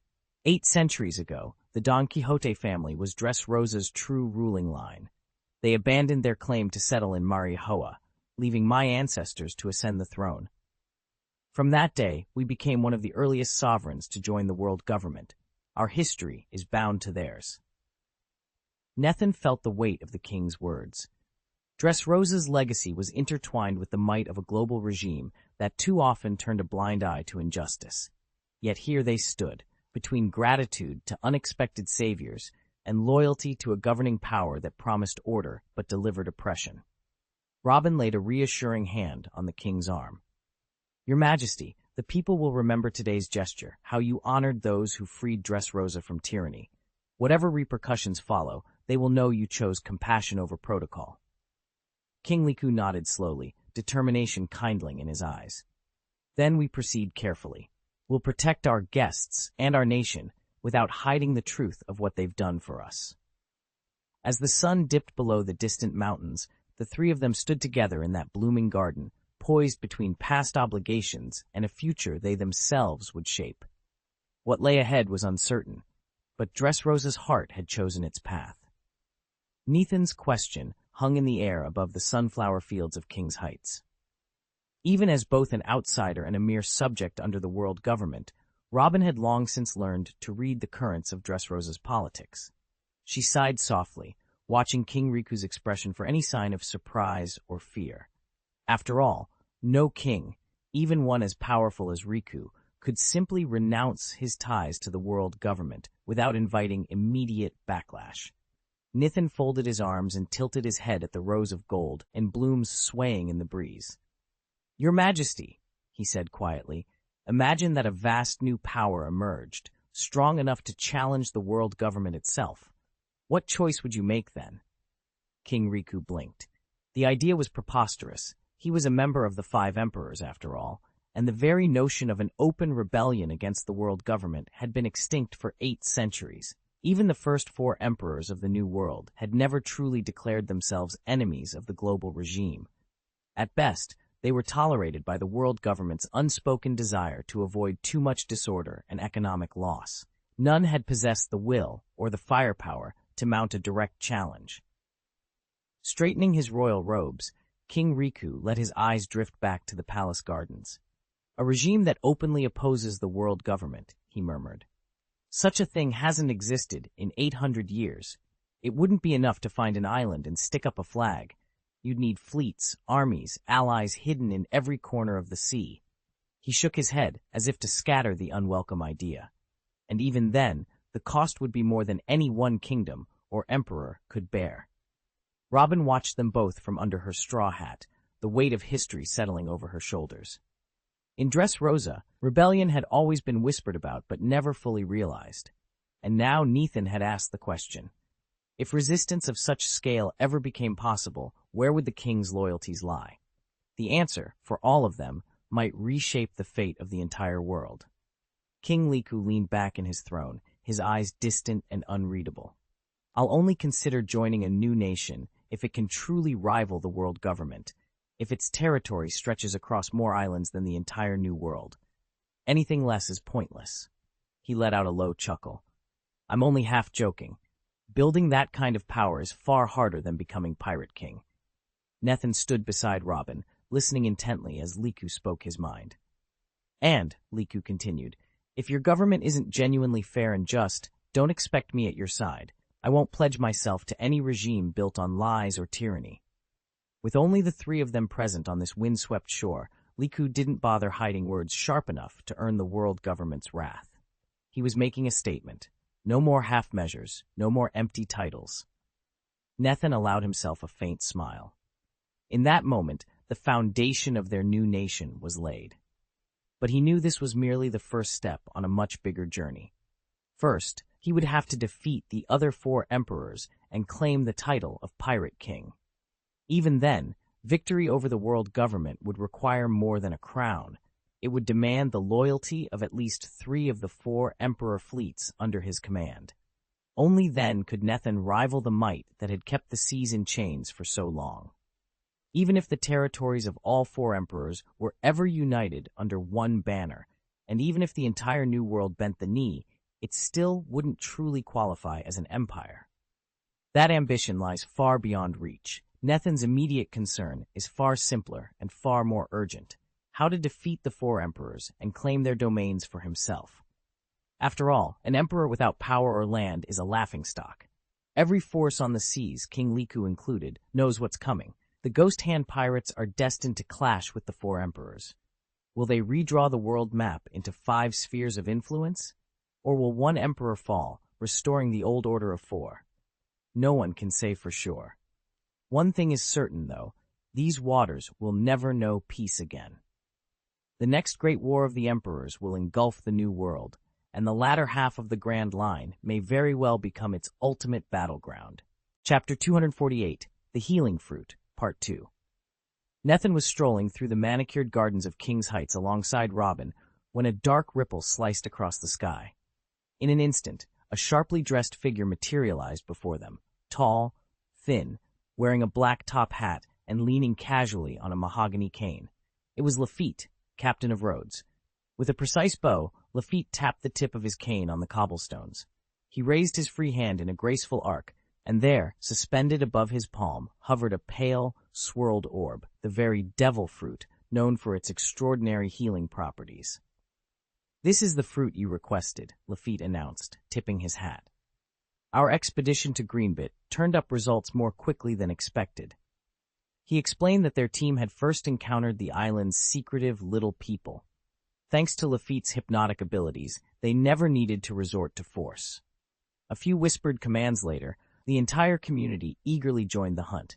In a matter of hours, Greenbit was turned inside out, and deep within a vine-choked cave, they uncovered this precious healing fruit. Lafitte's eyes gleamed as he stepped forward. "I think you'll find it in perfect condition."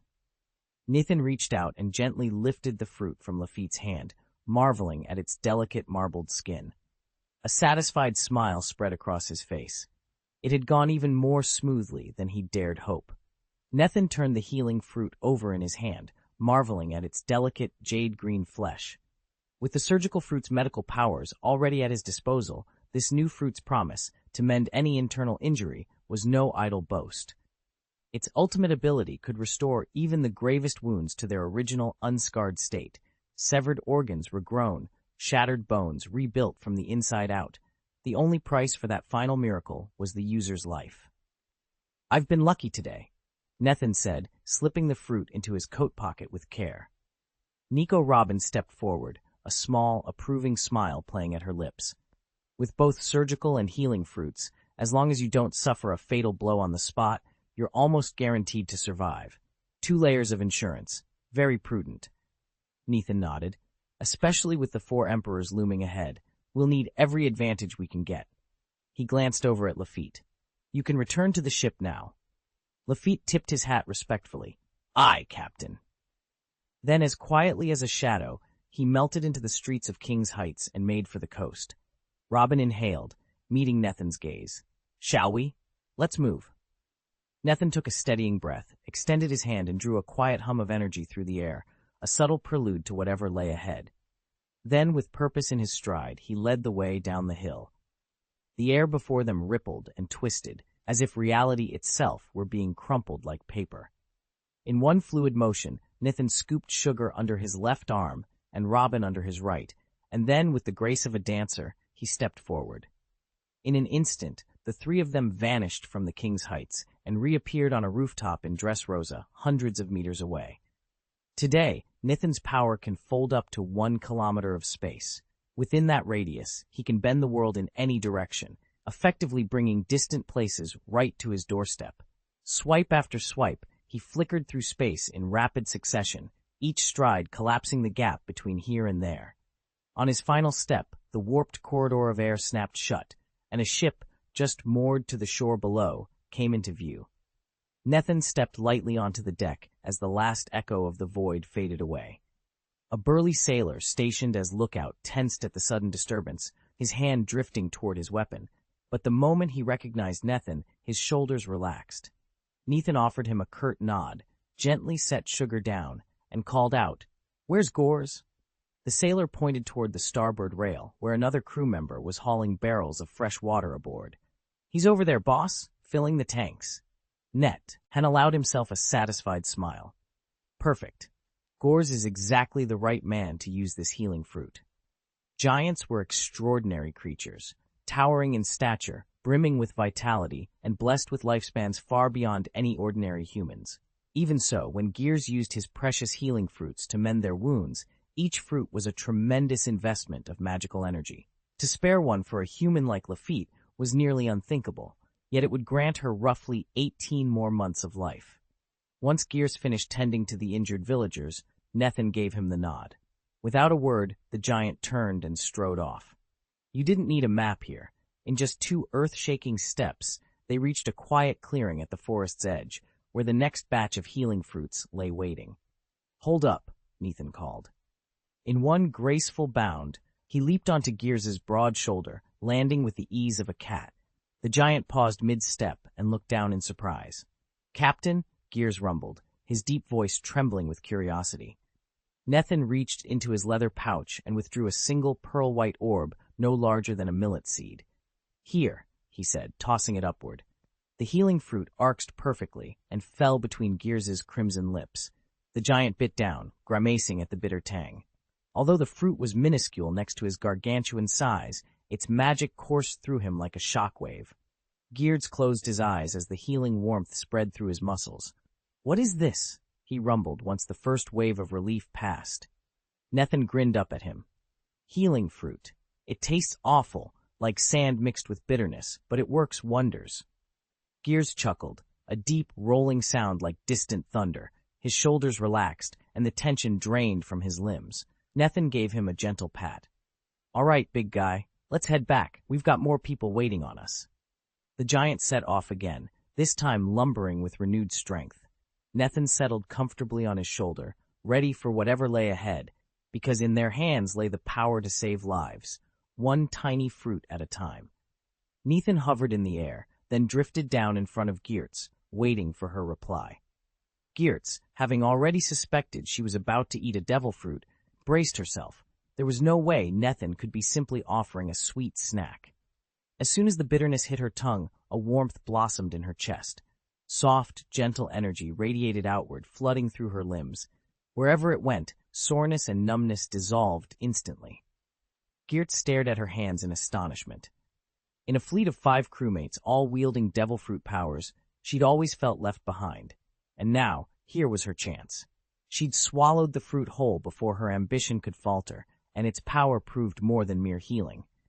Not only did her aches vanish, but fatigue evaporated too, her strength renewed as if she'd slept a full night's rest. This is incredible," Geertz whispered. She flexed her fingers, then lifted her leg to ensure her ankle, twisted earlier, was truly healed. When nothing hurt, she whipped around to beam at Nethan. He smiled back, eyes bright. "A healing fruit isn't a combat weapon," he said gently, "but its value can't be overstated. You'll recover from wounds others can't. More than that, you'll never tire the way a normal person does." Geertz's heart pounded with excitement and gratitude. With this power in her hands, she could protect her friends in ways she'd never imagined. And as she set down the empty bucket that had held her doubly earned prize, she knew her place in the crew had just taken a giant leap forward. Imagine Qingji and Akinu locked in combat for 10 days and 10 nights for the rank of Fleet Admiral. In the end, Akinu just barely claimed victory. But what if, midway through that brutal duel, Qingji had been given a dose of healing dandelion, enough to restore his strength and close his wounds? That single remedy could have turned the entire battle on its head. "Gors, I hear you finally got yourself a devil fruit," Helding called out, hoisting a massive wooden barrel onto the deck's rail. He shot a grin at Gears, and Goldbagu along with the other giants lumbered over to see. Most of the crew aboard were already devil fruit users. Until now, Gears was the lone exception. With this new power in his hands, the giants' core would count 5 giants strong, their combined might enough to make any opponent think twice. "Keep hauling it up," Nethan told Helding. Then, without waiting for an answer, he leapt into the air and flew straight back to the ship. They landed on the main deck, just as Shiryu of the Rain returned from the stern, a stubby cigar clenched between his teeth. Gears rushed forward, eyes fixed on the barrel beside him. "You gave her the healing fruit?" Shiryu exhaled a lazy stream of smoke, lowering his eyelids as he glanced at Gears. "Sure did. What's the problem?" Nethan frowned and stepped between them. There was something in Shiryu's cool tone that set him on edge. "Hold on. What's going on with this healing fruit? Do you have second thoughts about giving it?" Silence fell as Shiryu met Nethan's gaze, the deck's bustle fading into the background. The answer to that question would decide more than just one life. It could change the course of every battle yet to come. There aren't many incompetent people aboard the ship these days, but Shiryu of the Rain is one of them, though he's utterly clueless about the healing arts. Absolutely clueless. Shiryu shook his head and grinned. "I was just wondering. Imagine we faced an enemy and did this. Slash him once, then heal him instantly. Slash again, then heal again. Isn't that more entertaining than just killing him outright? Nethin gave Shilu a flat, unamused stare, then turned and walked back into the cabin without a word. Chapter 249. Everyone Prepares for Battle, Part 3. Predicting the Future. In the ship's training room, Nethin stood with a shard of sea stone in each hand. The mineral's suppressive properties numbed his haki, stripping away the sharp edge of his observation ability and forcing his body to rely on raw reflexes. He knew that simply unleashing his Ko-O to its limit would fracture his focus, plunging his mind into an endless void rather than sharpening his foresight. This brutal exercise was the only way to truly train himself to predict the future without leaning on haki. "Let's go," Robin called, and in an instant more than a dozen ghostly arms sprouted from her back. Each limb gripped a pistol, and she opened fire in perfect unison. The sea stone's weight dragged at Nethin's arms, dulling his movements. Even at full strength, dodging that many rounds was a monumental challenge. Bullets whizzed past, and now and then one would tear through his shirt, leaving a stinging welt on his skin. Yet with Nethin's current level of endurance, those ordinary projectiles were little more than irritants. A few grazes, painful, but hardly critical. If anyone doubted his toughness, they soon learned that standard bullets were toys to him. Robin wouldn't have devised such a punishing drill unless she was certain he could withstand it. Boom! Boom! Boom! The volley echoed like thunder in the chamber, and Nethin tightened his jaw. This was only the beginning. Under the hail of gunfire, Robin didn't bother to aim. She simply unloaded in every direction, turning the courtyard into a deadly gauntlet. Bullets screamed past Nethin's ears so fast he could barely track them, let alone dodge them all. He poured every ounce of his spiritual focus into perceiving each round's flight path, but his body ached, his muscles trembled, and exhaustion was already setting in. The truth was, without some impossible gift, precognitive foresight to map every bullet's arc, a vantage point where no shot could ever reach him, or a transcendent stance to slip through even the densest bullet net, perfect evasion was unattainable. Still, he sprinted, twisted, and weaved, forcing himself to anticipate the next strike, heart pounding in his chest like a war drum. Puff, puff, 2 rounds found their mark. The first seared into his chest, the second ripped into his abdomen.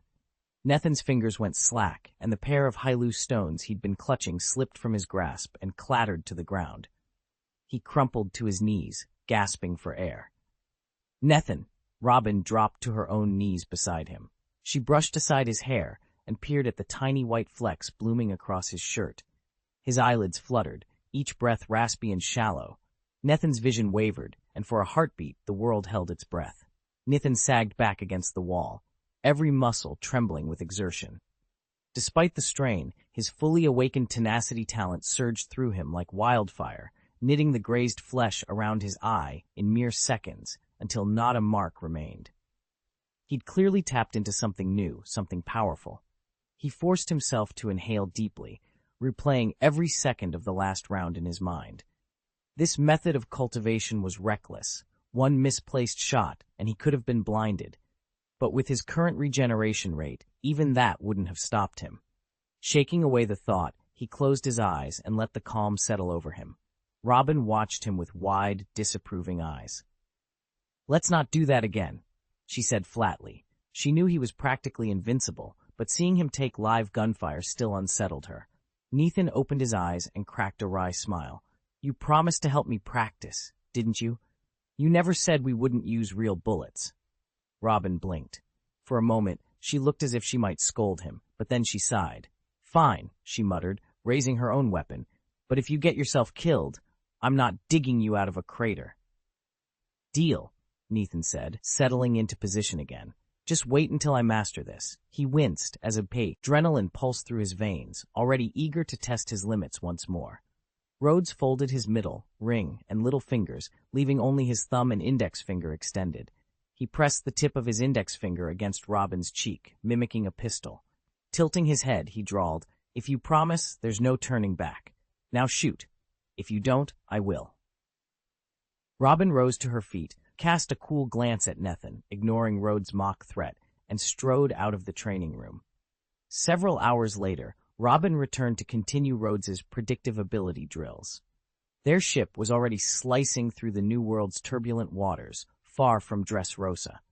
Just as Rhodes completed yet another simulation and seemed to edge a fraction closer to glimpsing the immediate future, Robin's earpiece crackled to life with a report from Kaku. "The Beast Pirates are making a major move," she announced.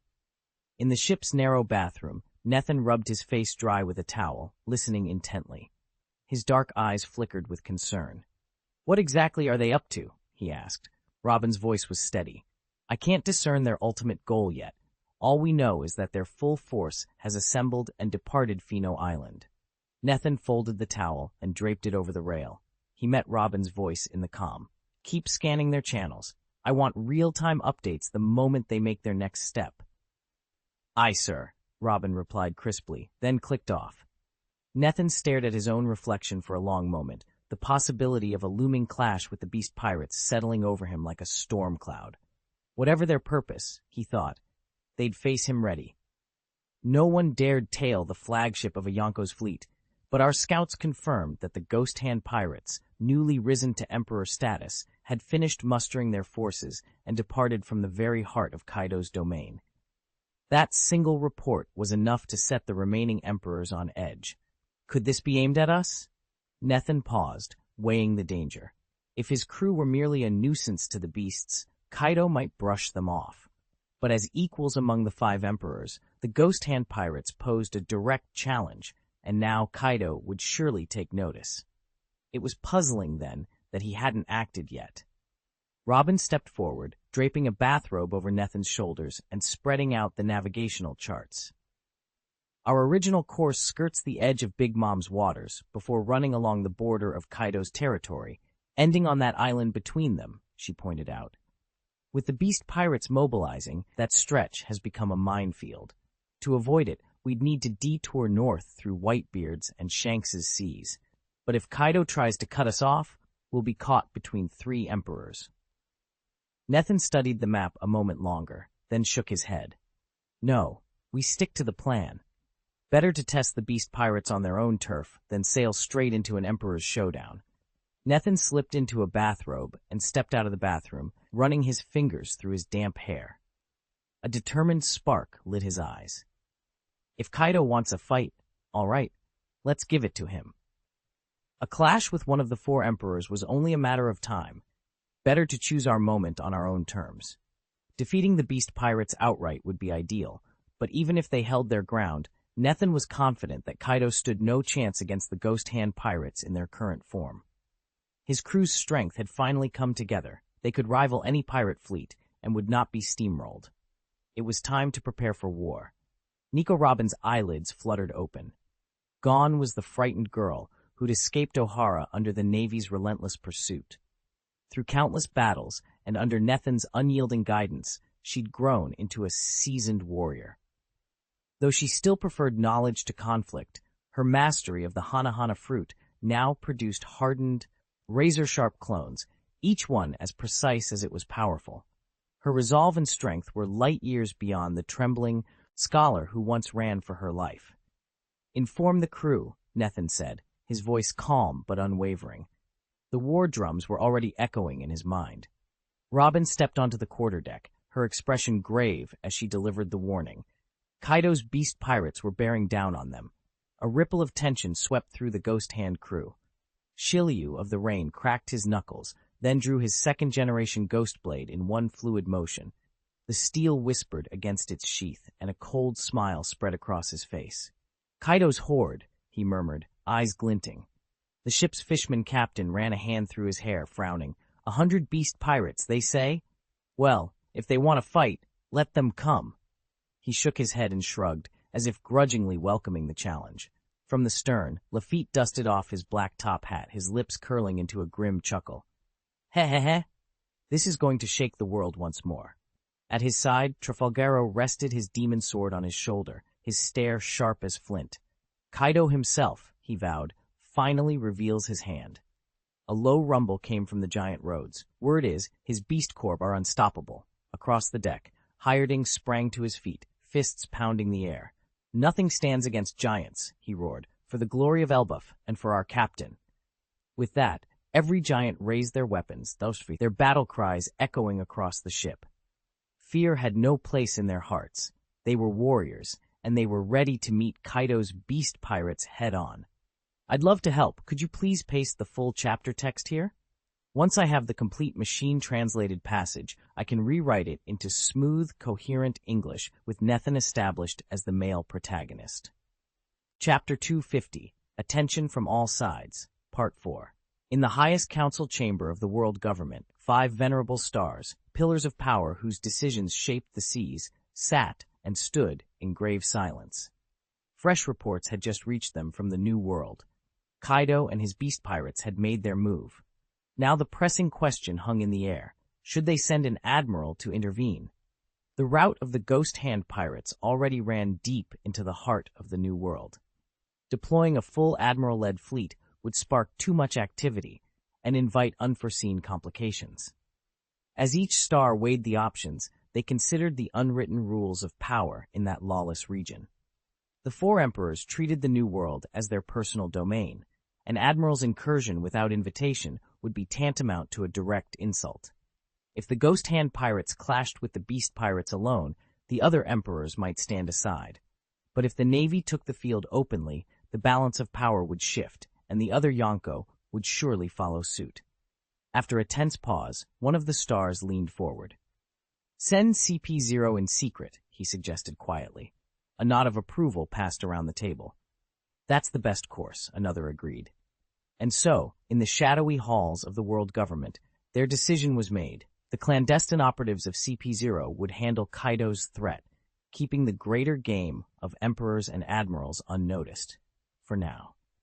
In the New World, it's unthinkable for the world government to send several admiral-level officers into open conflict with the 4 emperors. The political fallout alone would be catastrophic. Even at their peak, the Ghost Hand pirates matched the combined might of 3 marine admirals, making any conventional reinforcements all but useless. Instead, the government has decided to deploy CP0 covertly. If the Ghost Hand pirates and Beast pirates can be weakened or distracted, CP0's agents can slip in to pluck the roasted chestnuts, carrying out targeted assassinations and infiltrations. Under orders from the 5 Elder Stars, CP0's commander assembled his most elite operatives and soon departed the Holy Land of Mary Geoise. At the same time, rumors of Kaido's latest maneuvers spread like wildfire through the underworld. Though the 4 emperors are no match for the world government at full strength, their grip on the New World remains formidable. Now, Kaido has made his move, accompanied by a powerful lieutenant, and all factions are asking the same question. Where will the strike land first? One thing is certain, a showdown for supremacy in the New World may be about to begin. Nethan's voice was calm and measured, his eyes dark with foresight. He had already anticipated Kaido's next move, to ally with the Ghost Hand pirates. A clash of emperors, a royal battle, had last rocked the seas when the 4 emperors first emerged. Now, 17 years into the Great Pirate Era, the world hadn't seen such an event in ages. But the Ghost Hand pirates had shattered the fragile balance of power, and the New World was sliding back toward chaos. Elsewhere, on the red-haired territory, the sun dipped low over jagged cliffs. Shanks sat cross-legged on a rocky reef, his sword resting across his knees. At his side, Rakilu gnawed on a hunk of roasted meat and asked, "Boss, shall we strike now?" Shanks tilted his head, eyes fixed on the horizon. "Not yet," he said quietly. "Let them fight it out on their own. The Ghost Hand pirates have upset the balance. War is coming. It's inevitable. This is the tide of history. We cannot turn it back." Ben Beckman stood a short distance away, watching thunderheads gather at sea. He lit a cigarette and exhaled a thin plume of smoke. "After all these years of calm, the storm's brewing again," he murmured. On the far side of the New World, within Whitebeard's domain, Kaido's great flagship rolled on heavy swells. The Emperor of the Beasts stood at the bow, eyes scanning every distant mast for a ghostly silhouette. His next prize, the key to tipping this brewing conflict in his favor. The seas of the New World were about to erupt, and once chaos truly broke loose, nothing would ever be the same again. Marco glanced at Jaws with a wry smile. "After all, my pride got wounded. Having that hot shot from the ghost hand pirates insult me like that. Of course I'm going to hunt him down. He shifted his gaze to Whitebeard. Father, who do you think will win? Whitebeard leaned back against the deck of the Moby Dick, arms folded across his massive chest. A deep, booming laugh rumbled out. Ha ha ha! That rookie Nethan from the Ghost Hand Pirates hasn't even faced me yet, he said. But Kaido's on another level. Marco chuckled, recalling past defeats. You remember 3 years ago, don't you? I challenged you and you knocked me clean off this island. But fighting Kaido is a totally different story. His skin is like iron. No matter how hard you strike, you can't kill him. Unlike the weak Navy officers we're used to, the Ghost Hand Pirates are in for a real brawl this time. High atop her cake castle, Big Mom, one of the 4 emperors, gobbled down another decadent slice of pastry. She licked frosting from her lips and smirked. So that brat from the Ghost Hand Pirates actually dared to provoke Kaido, she mused. Mention of the Ghost Hand Pirates darkened her expression. In the world she'd woven, nearly every race had a place, except giants. Big Mom's wrath. For as long as she could remember, Big Mom had coveted the giant's strength for her own armada. But a bitter history lay between them, so bitter that no giant would ever bow to her, even under threat of death. Their stubborn pride was unbreakable. And yet, there they were, 5 towering giants serving aboard Nethan's ship as his personal corps of seasoned fighters. Each of them had sworn loyalty to him, owned into formidable warriors. Big Mom seethed at the news. The very power she'd yearned for, power she believed was rightfully hers, had slipped through her fingers and been claimed by someone else. She's stolen what should have been mine, Big Mom growled, her eyes aflame. Even if Kaido does nothing, I will make that ghost-handed brat pay. No one stands between me and those giants. At her side, the ruler's eldest sweet commander, Katakuri, remained calm. Temper your fury, mother, he advised coolly. In Kaido's world, those giants may not live long enough for you to exact your revenge. Big Mom's rage faltered at that cold reminder.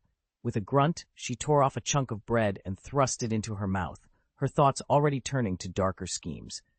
The giants would be hers, one way or another. The common people remain in the dark, but the great powers have already caught wind of what's happening. The new world is simmering with unrest, and beneath its calm surface a storm is brewing. 7 days later, Nethan and his companions at last sighted their destination, the island known today as Duka. Centuries ago, this was Kaduka, a kingdom famed for its wealth and culture. Then came war. The kingdom was laid to waste, its cities overrun by ruthless barbarians, its civilization all but erased. Now, crumbling ruins lie hidden beneath tangled forests and choking vines, as if the land has regressed into a primordial age. The barbarians themselves are fearsome fighters, but few in number and heedlessly savage. Add to that the island's denizens, giant beasts prowling the underbrush, and it's no wonder the 4 emperors have no interest in claiming it. Duka lies just beyond their recognized territories. Sail a little farther, and you enter the Sea of 10,000 Nations and the Sea of 100 Beasts. We'll rest here today, Nethan announced, stepping off the longboat. He paused at the water's edge and gazed inland, where tree trunks rose like pillars amid broken walls and toppled columns. Vines draped the wreckage in ghostly shrouds. A hush fell over him, and he finally spoke. From this point on, we will be entering the domain of the 4 emperors. With that, Nethan drew a deep breath and led the way into the forest's cess, Haddos, where ancient stones and lurking dangers alike awaited. Nethan stood at the prow, eyes scanning the horizon. Kaido had already made his move, but against whom and where remained a mystery. That uncertainty meant they needed to treat every step ashore as though the drums of war could begin pounding at any moment. The island before them looked ancient, its dense forests whispering of long-buried secrets. Robin climbed down from the deck and pushed through the undergrowth until she came upon a great vine snaking around a moss-covered stone slab. Gently, she pried it free and brushed away centuries of lichen to reveal faded carvings. These symbols, she murmured, they could be the island's true history. Nethan joined her, glancing between the overgrown ruin and the dark sea. He turned, addressing Lafitte and the others rallying behind them. Don't spread out too much. Keep to the coastline whenever you can. If any beast pirates show themselves, you contact me immediately. "Understood, Captain," Lafitte replied with a crisp salute.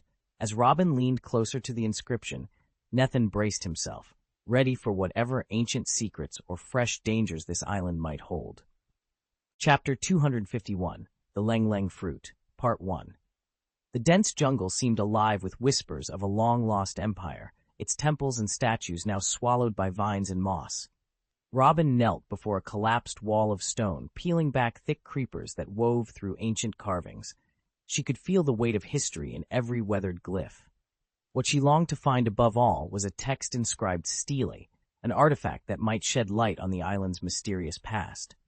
But tablets like that rarely lay exposed. They were usually buried beneath layers of soil or hidden deep in forgotten chambers. Robin lifted her torch, casting flickering shadows across the ruin. Suddenly, a roar like thunder shattered the stillness. She spun around just in time to see a massive silver-backed gorilla hurtle out of the underbrush, its eyes fixed on her. The creature's bared fangs and rippling muscles made it clear this was no mere forest ape. It was a savage guardian of these ruins. Before the beast could reach her, Nethin leaped forward. He had been scouting the perimeter and saw the gorilla's charge from the corner of his eye. With a grunt, he clenched his fist and summoned a surge of twisting energy around his arm. "Robin, get back!" he barked, stepping between her and the animal. The gorilla stopped its bound only inches from Nethin and unleashed a deafening roar. Then it swung a massive fist. Nethin matched it blow for blow, their collision shaking the ground. Two enormous tree trunks cracked and buckled under the force, showering leaves and splinters into the air.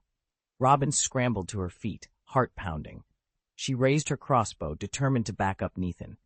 As the silver-backed gorilla reared for another attack, she took careful aim, fingers steady on the trigger. This jungle was perilous, and their quest for the Leng Leng fruit had only just begun. The giant ape coughed up a mouthful of blood, its huge eyes wide with human-like terror. Without hesitation, it turned and fled into the forest's depths, disappearing from sight, but it was still alive. Nethin retracted his fist, a curious gleam flickering in his eyes. He hadn't even unleashed his full power, just a 2 or 3% effort, and yet that was more than enough to cripple almost any foe. Still, this silver-backed beast had endured the blow. Strange creatures like this were plentiful in the Grand Line. During his 2-year training, Luffy had spent countless hours mastering how to overcome these so-called giant beasts. Clearly, this ape was of the same breed. No wonder the 4 emperors showed little interest in this island. Robin glanced at Nethin. Even she, unshakable in the face of danger, could not help admiring the creature's raw strength. And Nethin himself? He had already risen to the very top tier of power on the sea.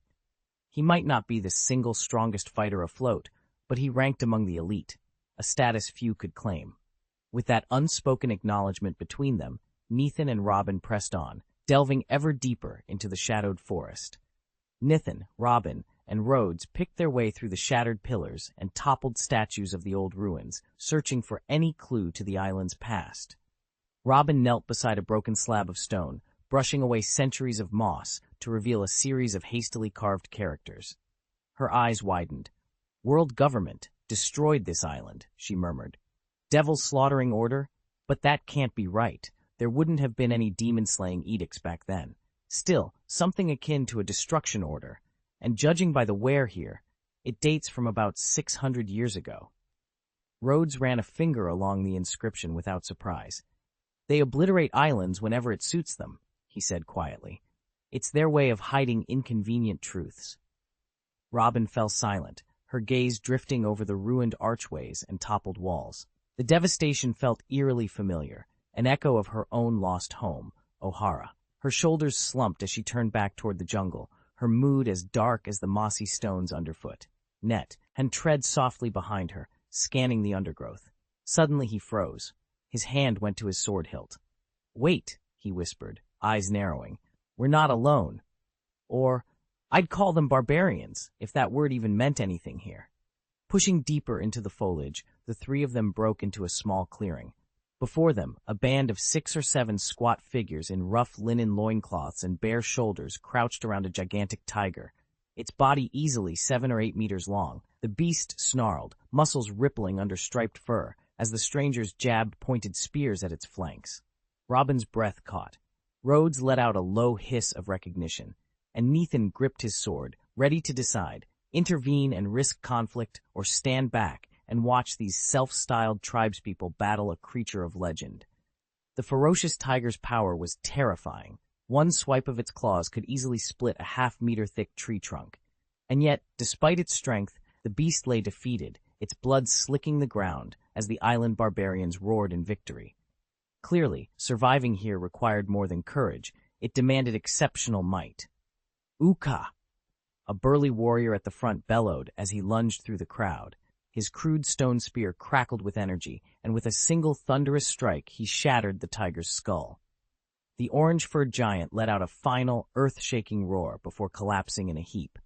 Moments later, the tribe's triumphant cheers filled the clearing as they began butchering their prize. Perched quietly in the treetops, Nathan and Robin watched with tense expressions. Every barbarian they'd seen on this island wielded nothing but primitive weapons, and yet they fought with ruthless efficiency. It was this raw ferocity that had kept them alive against the island's many monstrous predators. Then Nathan caught sight of something curious. Tucked into a warrior's rough leather pouch lay a single, oddly patterned fruit. Its surface swirled with intricate lines and grooves, impossible, unmistakable. "A devil fruit," Nathan breathed, heart-pounding. Nathan's eyes narrowed the instant he laid sight on it. He was almost certain, 90% sure, that he was looking at a devil fruit. Normally, he'd have shown no interest in this band of barbarians, but a devil fruit? That changed everything. The fruit itself was a vivid, icy blue, unmistakable to anyone who'd studied these rare mysteries of the sea. Beside him, Robin's own eyes glinted with curiosity. Quietly, she shifted her gaze, using her mastery of disguise, and examined the fruit up close. "It resembles a Logia-type ice fruit," she murmured, tracing its swirling frost-like patterns with her mind's eye. "Yet its markings are more irregular, like a paramecia. It should be called the cold fruit." Nathan's brow furrowed. "A cold fruit?" he repeated. He thought of Owen, the fourth son of the Big Mom pirates, and his hot fruit, a paramecia that let him turn his body into searing heat, a low-ranking analog to the legendary magma fruit. By that standard, this cold fruit would bestow the power to reach sub-zero extremes, a potent, if baked version of the frozen fruit. Such an ability was no trifling matter. After only a heartbeat's hesitation, Nathan reached out and swept the devil fruit into his possession. Nathan crouched beside Robin in the dim grove, their eyes fixed on the devil fruit perched atop a moss-covered altar. The fiery fruit's reputation was legendary. It could heat seawater until it boiled. If its opposite existed, a fruit of pure cold, then surely, at its peak, it might be powerful enough to freeze the ocean itself. Granted, it might never rival Qingzi's fabled ice pearl in sheer freezing power, but even a fraction of that strength would be remarkable in this world. Robin leaned closer, whispering, "If we mastered that, we could ice over whole bays, stop enemy fleets in their tracks." A thin plume of frost curled off Nathan's lips as he smiled at the thought. But before he could plan further, a low rumble interrupted them. From the center of the barbarian encampment, the hulking figure who seemed to command the others lifted his head. His dark eyes swept the clearing with sudden wariness. Muttering a guttural warning, he peered directly at Nathan and Robin's hiding spot. Nathan's heart skipped. He had distorted light around himself and muted all sound, yet somehow the savage leader had sensed them. Those coarse warriors might lack the Marine's training, but they clearly understood the power of a determined glare. Suppressing any sign of alarm, Nathan relaxed his shoulders and maintained a calm expression. Still, the realization struck him. After all their stealth efforts, they'd been compromised at the very first hint of danger. These barbarians might be crude fighters, but they weren't as oblivious as Nathan had believed. Chapter 252, The Beast Pirates, Part 2. The leader's guttural shout echoed through the clearing. At once, the other barbarians hefted their crude weapons and trained their hostile stares on Nathan and Robin. Each face was twisted into a savage snarl, every muscle coiled for violence. High above them, the wavering shimmer of a distortion field snapped out of existence, and Rhodes materialized. In one graceful leap, he dropped from the treetops to the forest floor, landing between the group of barbarians and his friends. Calmly, he pointed at the small woven basket slung over one savage's shoulder. Inside lay several frozen fruits, and then at Nathan and Robin. "Give me that," Rhodes said simply, "and I'll let these two go." He made clear, deliberate gestures to underline his meaning. But the barbarians barely glanced at the basket. Instead, their bloodshot eyes locked onto Robin. In harsh, clipped syllables, they chanted, "Woman? Woman!" Nathan turned to her. "Do you understand any of this?" Robin's eyes narrowed as she tapped into the few words she'd picked up of their crude tongue. "They prize women above all else," she murmured. "It looks like they mean to seize us. They're planning a robbery." Rhodes' expression remained unchanged, but tension crackled in the air. Nathan tightened his grip on his blade, ready for whatever came next. The barbarians advanced, compelled by their own savage desires, and soon, steel would flash in the jungle dusk. Nathan's eyelids drooped halfway as he surveyed the circle of barbarians with cool indifference. He glanced at Robin, whose eyes flicked nervously toward Rhodes. "Tell them," he said quietly, "that anyone who offends our god will die." Robin hesitated, her lips parting in protest, but said nothing. Before she could find the words, several warriors charged, spears whistling through the air. In the same instant, Nathan thrust out a tendril of root magic. The shafts twisted off course or stopped dead, ensnared in a writhing, shadowy coil. One spear, thick with bark-like armor, froze mid-flight as if plunged into quicksand, its progress utterly halted. The barbarians recoiled in shock, scrambling back as guttural shouts of warning rippled through their ranks. Their eyes were wide with fear, fear of the god, and of the quiet, unyielding power now standing between them. Nathan's eyes went blank as he thrust his palms into the empty air. In an instant, reality itself warped around him. With a thunderous boom, a wave of distorting energy burst outward, bending space and ensnaring the surrounding barbarians in an invisible vice. They howled in confusion, swinging crude weapons in a futile attempt to break free, but before they could even get a foothold, their bodies were crushed beneath the unrelenting force. Simultaneously, Nathan's left arm shot forward in a blur, slicing through more than 10 meters of space. His fingers closed effortlessly around the blue devil fruit lying on the ground, and he retracted it just as quickly, tucking it safely into his grasp. The barbarians' last shouts died as they collapsed, and the earth itself groaned under the strain. A section of ground fractured and gave way, sending a spray of rock and dust into the air and triggering a localized tremor. Standing a short distance away, Robin watched the carnage with cold detachment. She felt no pity for these savages. If their boastful threats and brutal actions were any indication, any civilian or merchant ship that drifted onto this island would have met an equally grisly fate. Yet she acknowledged the raw power they had wielded here. Even defeated, they left an unsettling reminder of how dangerous this place truly was. Nathan stared out at the roiling sea, the cream-colored sky pressing down on him like a heavy lid. They'd sailed deeper into the New World than most pirates dared, and the rumors were true. Any crew with a bounty under 100 million would be torn to shreds here. Even if someone carried a higher reward, escape was never guaranteed. By comparison, the first half of the Rand line felt like paradise. He shifted his attention to the strange fruit in his palm, a brilliant sapphire sphere covered in swirling ridges. "Are you sure this is a cold fruit?" he asked Robin, his eyes never leaving the strange devil fruit. Robin nodded, taking the fruit in both hands. "I've read every volume of the devil fruit's compendium since I was a child," she said, her voice calm and measured. "The memory of every pattern, every hue, it's all still fresh in my mind. There's no other fruit like this. If it truly is a cold fruit, it will grant its user the ability to generate freezing energy." Nathan's eyebrows rose. "I thought the ice fruit was the only one capable of that?" He held the fruit at arm's length, as if testing its chill.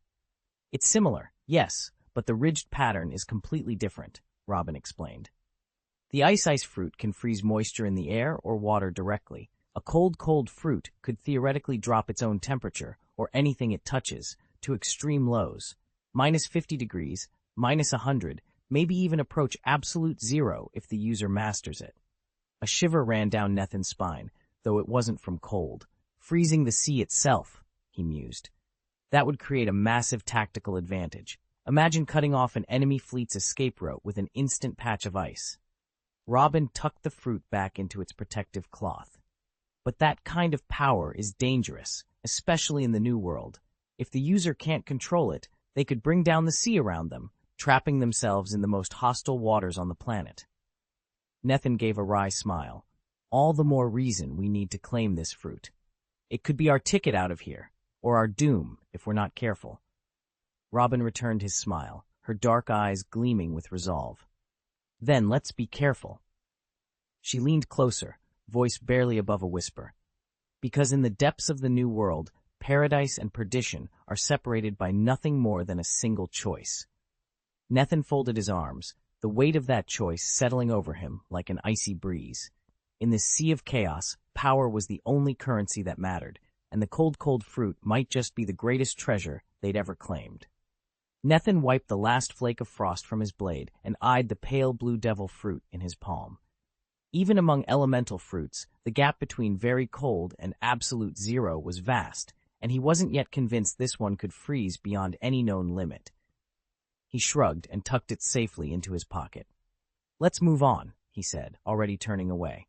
But Robin, never one to let a mysterious hole go unexamined, snorted and strode to the edge of the blasted crater. She leaned over the jagged rim, her eyes narrowing. Wait a minute, she murmured. Where the ice blast had ripped through the ground, the earth gave way to reveal something far older and grander than mere rock, a network of buried chambers and long-forgotten corridors. At the center lay a massive square monolith, clearly carved and placed with intent. Its angular surface bore inscriptions worn by time, as if it held the island's deepest history. Nethin and Robin exchanged a glance. Robin's earlier theories about undiscovered relics on this island suddenly made perfect sense. If it hadn't been for your blast, she said, we never would have found this. Nethin allowed himself a small, triumphant smile. He raised his hand, palm glowing as he channeled a gentle radiance.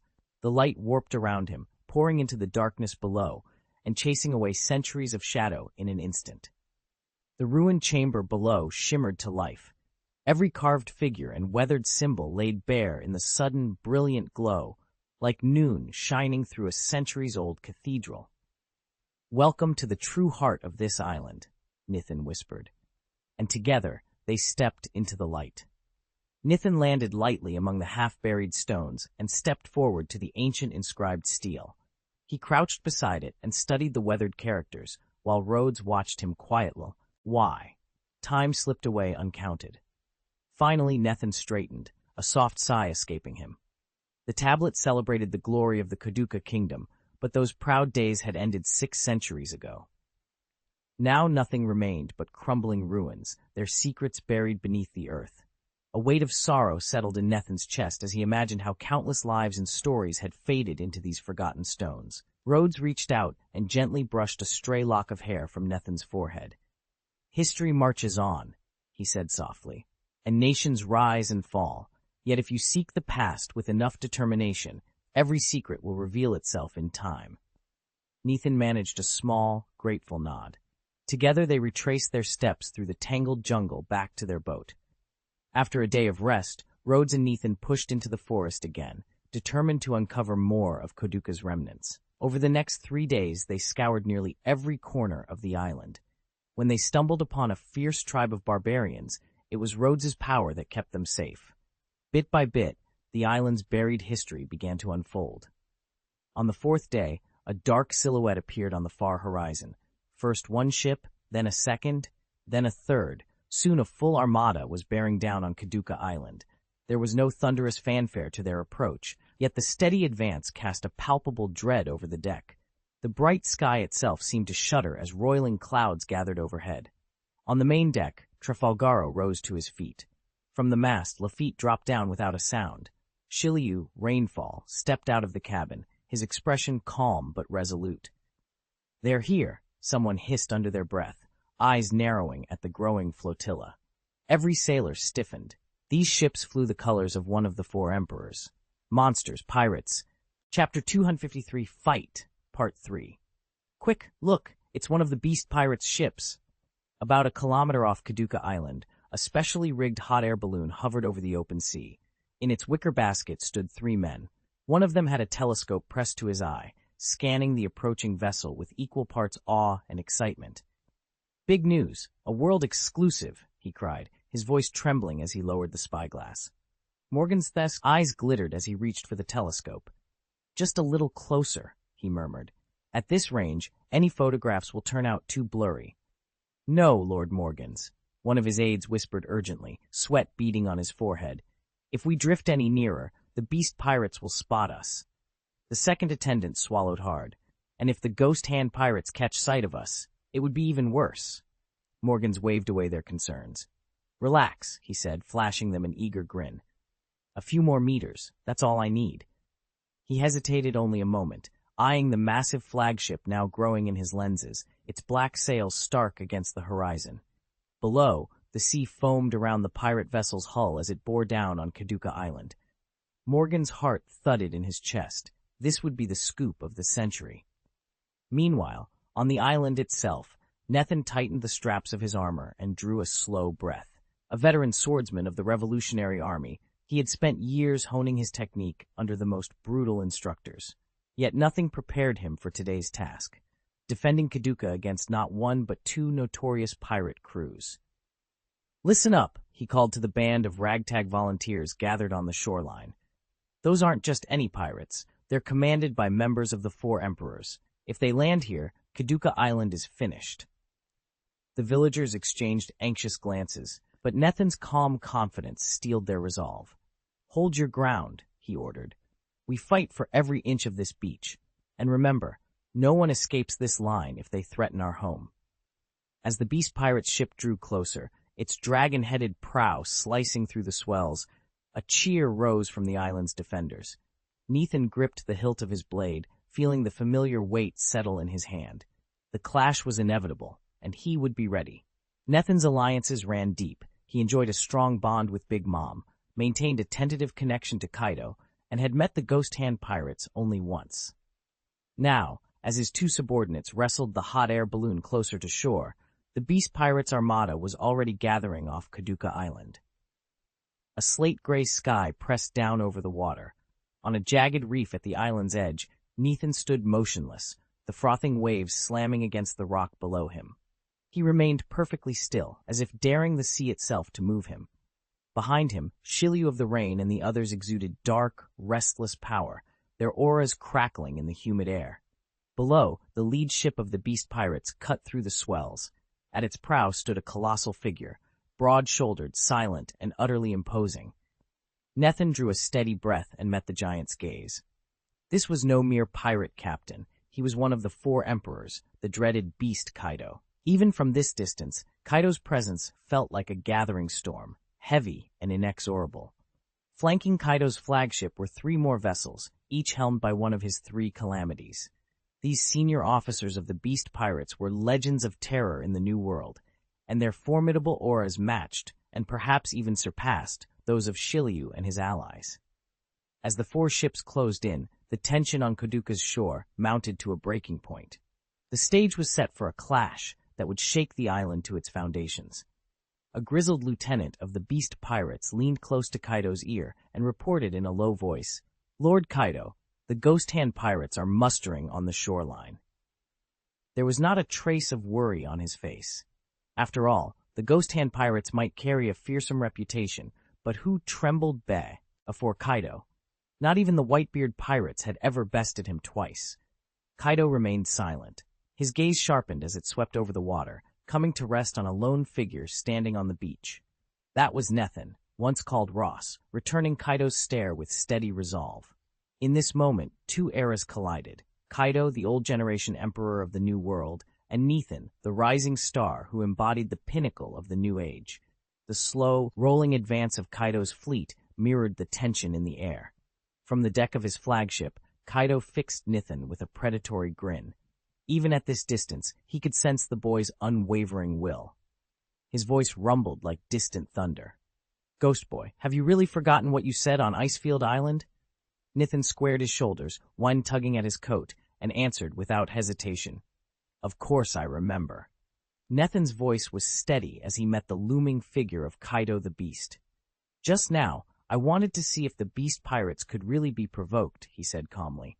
Rather than flare with anger, Kaido cracked a savage grin, and then, without warning, a crushing aura exploded outward, bearing down on Nethin like a mountain.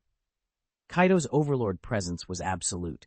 He despised idle talk above all else. Since Nethin had dared to taunt the beast pirates, the only answer was war. Under Kaido's tyrannical arrogance, the sky itself seemed to fracture. Dark clouds churned and twisted as though the heavens might rip apart. Yet Nethin stood unmoved, his eyes cool and razor-sharp. In the same instant that Kaido pressed his will upon him, Nethin unleashed his own formidable presence. A deafening crack split the air as two Emperor-class auras collided above the open sea. Jagged black lightning streaked across the sky, weaving and flashing through the void. There was no physical strike. This was a battle of raw power, but the shockwave was enough to rock both sea and sky. And then, with the clash of their overlord energies still echoing around them, Nethin sprang into action, moving boldly to seize the initiative. Nethin advanced a single step, and the very ocean seemed to obey him. The roiling waves before him froze solid, then recoiled with violent force. A twisted gravity radiated outward, racking the sea surface for thousands of meters. In the next instant, a titanic wall of water rose and crashed down, sending the 100-beast pirates' ship hurtling into the sky. Below deck, the pirates scrambled for purchase as the hull lurched upward. "What's happening?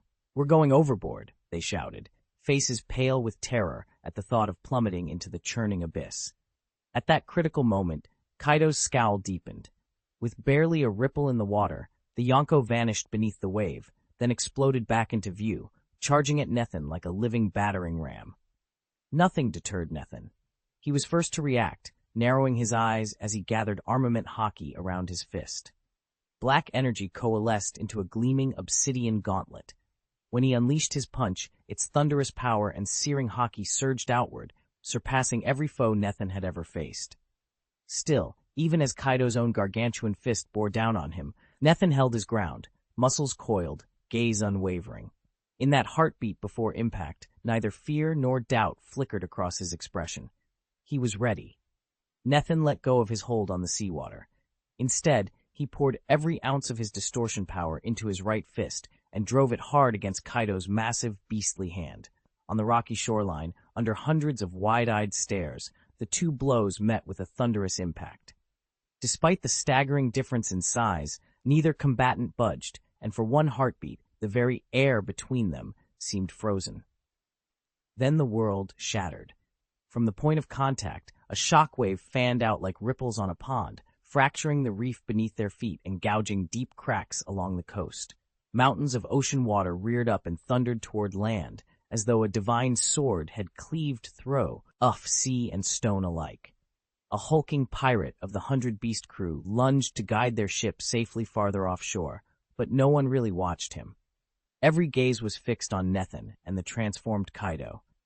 Nethin had stopped Kaido's strike dead in its tracks, proof that he was no weakling hiding behind a false name, but a warrior of genuine, terrifying power. Many of the beast pirates watched in stunned silence, their breaths catching as they realized the truth. If Nethin could fend off Kaido's strike, the battle ahead would be nothing short of brutal. Clang! The ferocious clash between Nethin and Kaido still rages, a brutal contest not just of raw strength and devil fruit power, but of unyielding will and sheer domination. On the deck of the allied vessel, Rain Shiryu lounged with a half-smoked cigar between his lips, his right hand casually resting on the hilt of his family heirloom, the second-generation Gitch. After a quick glance at the brawl unfolding below, he turned his attention to Kaido's flagship. If his captain had already struck, then he refused to be left behind. With a sudden burst of motion, Rain Shiryu sprang into the sky. In one fluid movement he drew the Gish, and an instant later a deathly chill spread from his hand, frosting the blade in wicked blue ice, its steel temperature plunging to 50 degrees below zero. He let a single, breath-frozen word escape his lips, then lunged forward. The Gish cleaved the air, unleashing a streak of pale blue sword energy that hurtled straight for the hull of the beast pirate's ship. Nithin of the Rain had at last unlocked the power of the Leng Leng fruit. In barely a few days, he'd fused its chilling essence seamlessly into his swordsmanship. With a sharp, sweeping arc of his blade, the sea's surface, already rippling from the unleashed sword energy, froze inch by inch under the astonished eyes of the onlookers. Above them, the gigantic ocean current that had hung suspended in the sky was caught in Nethin's blade aura.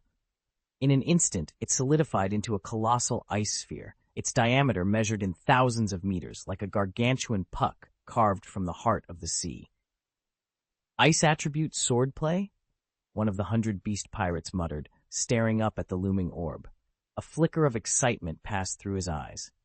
Then, without warning, he surged forward through the halo of sword chi surrounding Nethin.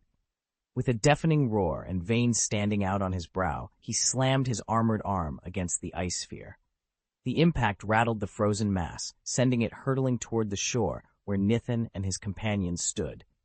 Eugeliu watched the airborne ice globe shudder and break free from the sky current's hold. He arched a single brow and said coolly, "Looks like he miscalculated, though, in the end, I suppose I just saved them." Shiryu of the Rain's voice was as cold and steady as ever when he drew his second-generation guillotine sword. In one smooth motion, he slashed at the immense ice sphere Nithin had conjured. The frozen globe, nearly 1,000 meters across, split cleanly in half, and the two massive shards tumbled down to the shoreline on either side with thunderous crashes.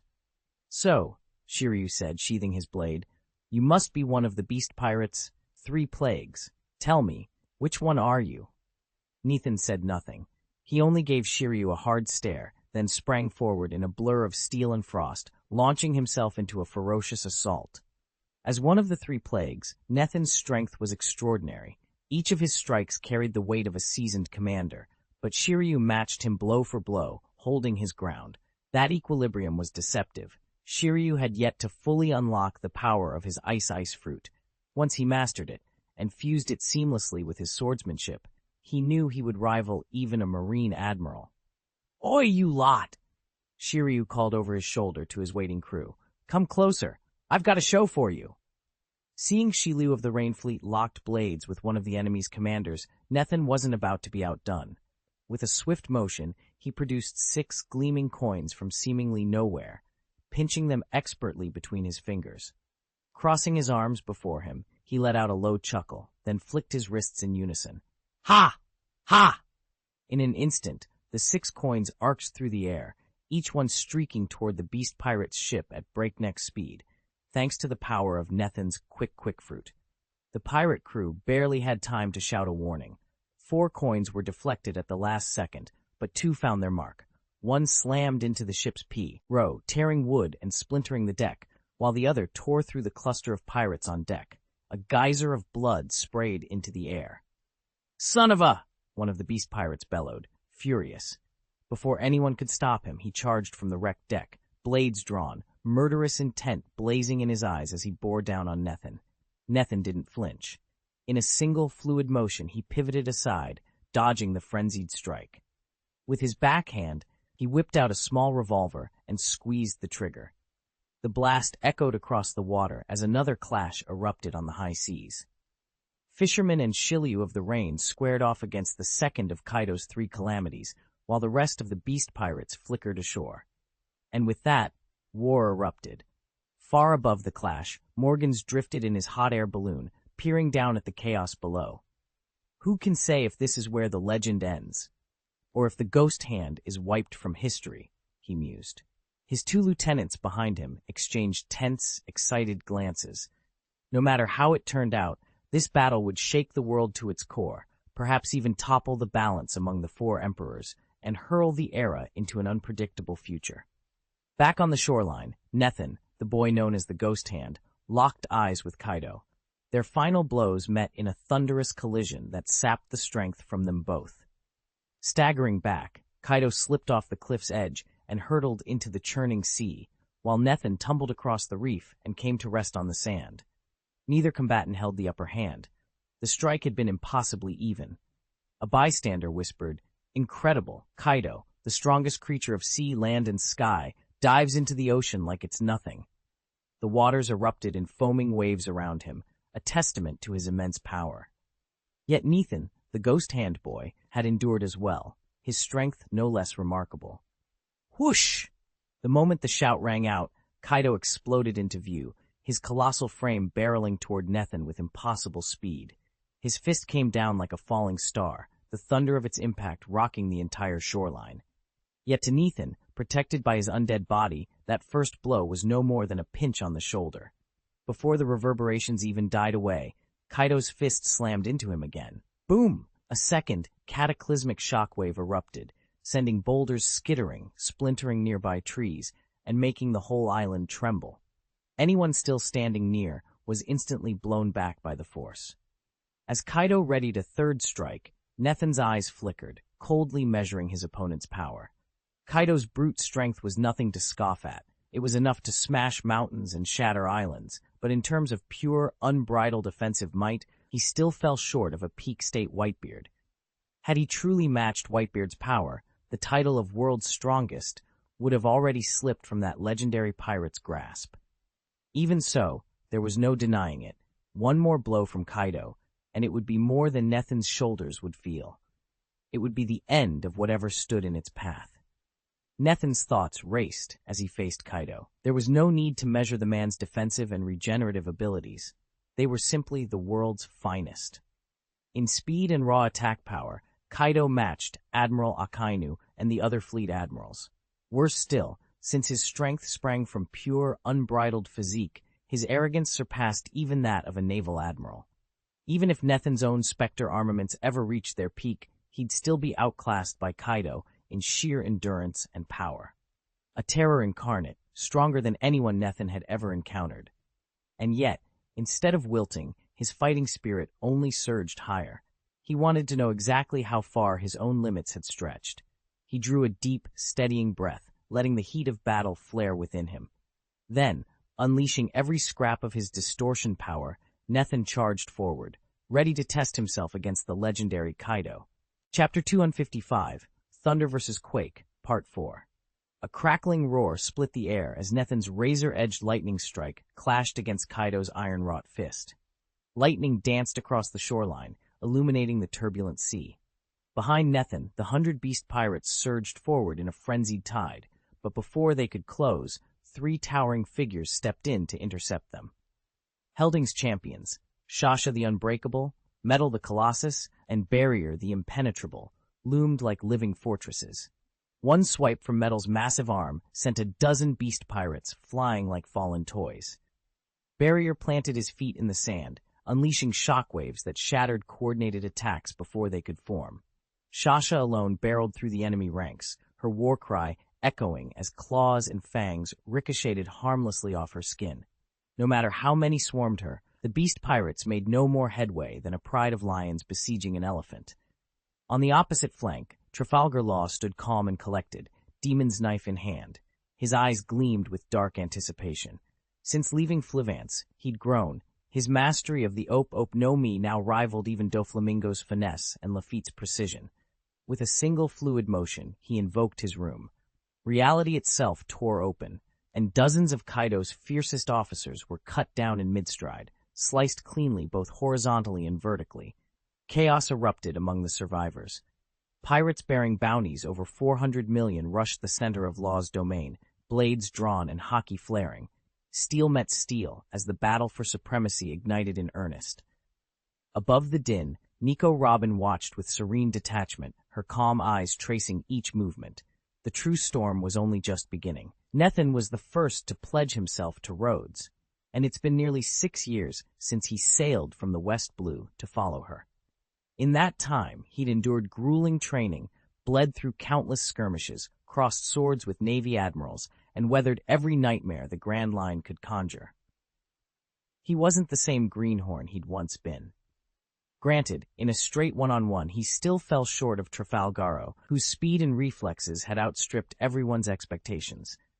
But Nethan had uncovered something new, the power to forge perfect duplicates of himself. Each clone possessed the very same strength and armament haki as the original, more than enough to go toe-to-toe with the commander of the 4 emperors. "What are we waiting for?" Nethan barked, and in an instant, 6 shadowy forms sprang to life around him. They roared, charged forward, and hammered into the beast pirate Spora ranks, armed and ready for blood. For a moment it looked like the ambush might break. Then from the flanks came Lafitte, Luogo, and the rest of Blackbeard's giant corps, bearing down on the charging clones. Blow after blow, they smashed each duplicate to fragments of black smoke. Then Jack the Drought himself appeared, eyes gleaming red with fury. He plowed through the tumult, reached the nearest clone in a heartbeat, and obliterated it with one cataclysmic strike, shredding it into drifting petals of shadow. "Kill them all," Jack howled, raising his massive Hydra staff. In that instant, Nethin's heart hammered. He realized this fight had only just begun. Jack's roar cut through the chaos of the battlefield, his eyes blazing with feral intensity as he barreled forward. Even Rhodes's towering sand armor creaked under the onslaught, and Lafitte found himself driven back, unable to mount any meaningful resistance. With a single, thunderous blow, Jack shattered nearly half of Rhodes's earthen plating. Only the giant's sheer size kept him upright. Before Jack could capitalize on his advantage, a streak of white-hot lightning split the sky. In an instant, Hirding's fist crackled with raw energy as he lunged at the warlord, delivering a devastating punch that sent Jack reeling. Both combatants staggered, each refusing to yield an inch. "He's mine," Hirding declared coolly, eyes locked on Jack's wounded flank. His voice was calm, but the air around him crackled with barely contained power. Even as their duel raged, Rhodes and Lafitte renewed their skirmish against the beast pirates, steel clashing in every direction. Among all of Rhodes's crew, no one had grown stronger more quickly than Hirding. The lightning fruit he'd consumed had elevated his strength far beyond what Doflamingo once boasted. Jack launched himself at Hirding again, fists flying in a blur, but each strike was cleanly intercepted. Bloodshot eyes burning with anger, Jack finally ground out, Who are you?" Hirding's lips curved into a confident smile as he stepped forward, palms still humming with electric power. "I am Thunder." Nethin stood at the heart of the storm. At his command, a chilling voice cutting through the roar of thunder, he summoned the storm's power into himself. Lightning danced across his skin, 200 million volts crackling through his veins, Thor's form. It was a technique he'd only recently unlocked, and now he unleashed it in full. From dozens of meters away, Jack glared up at the lightning giant towering over him. His jaw tightened in frustration, but he refused to back down.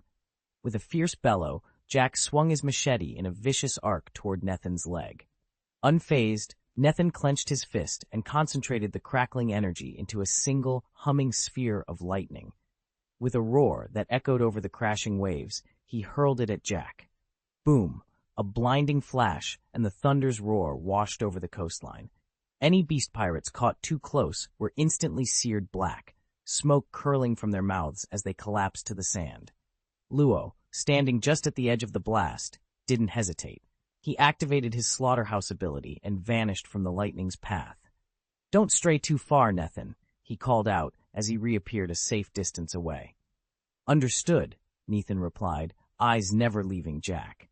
The storm raged on around them, and the true battle was only just beginning. Nethin's thick, knotted hide and massive frame, traits inherited from an ancient, mammoth-empowered line, should have given him the edge. Yet Hirding's lightning strike still seared through his wild hair, setting every strand alight. Nethin roared in rage, eyes glowing crimson, and lunged at the thunder giant. But Hirding was no lumbering brute. Despite his colossal size, he moved with preternatural swiftness and unleashed thunderous blows that shattered the air. Even so, Nethin, one of the feared 3 calamities with a bounty nearing 1 billion, refused to fall. His hardened skin shrugged off the worst of the damage, and faint cracks in his flesh knit themselves back together almost as soon as they appeared. Recognizing that Nethin's wounds were superficial and closing rapidly, Hirding steadied himself. "Killing a beast like you won't be so simple," Hirding rumbled, voice low and deliberate. As they clashed again, he didn't rely on single decisive strikes. Instead, he swept vast arcs of crackling lightning across the battlefield and loosed unpredictable, long-range blasts, hoping to wear Nethin down before delivering a final crushing blow.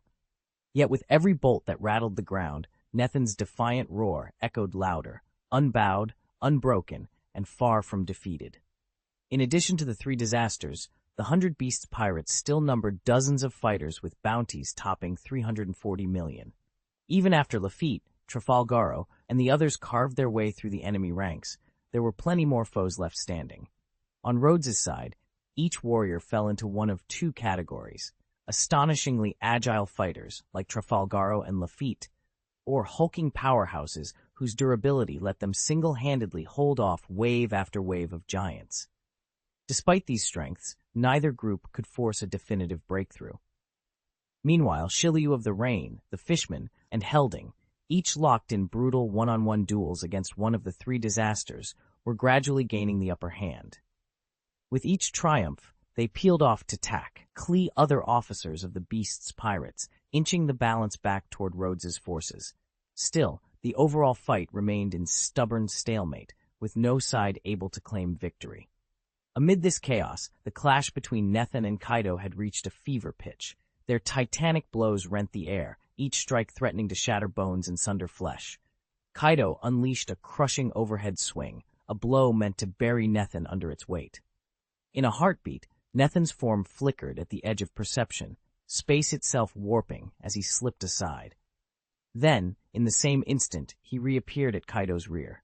With every ounce of his strength, Nethan drove his fist into the Beast King's back, a thunderous, bone-rattling impact that echoed across the battlefield.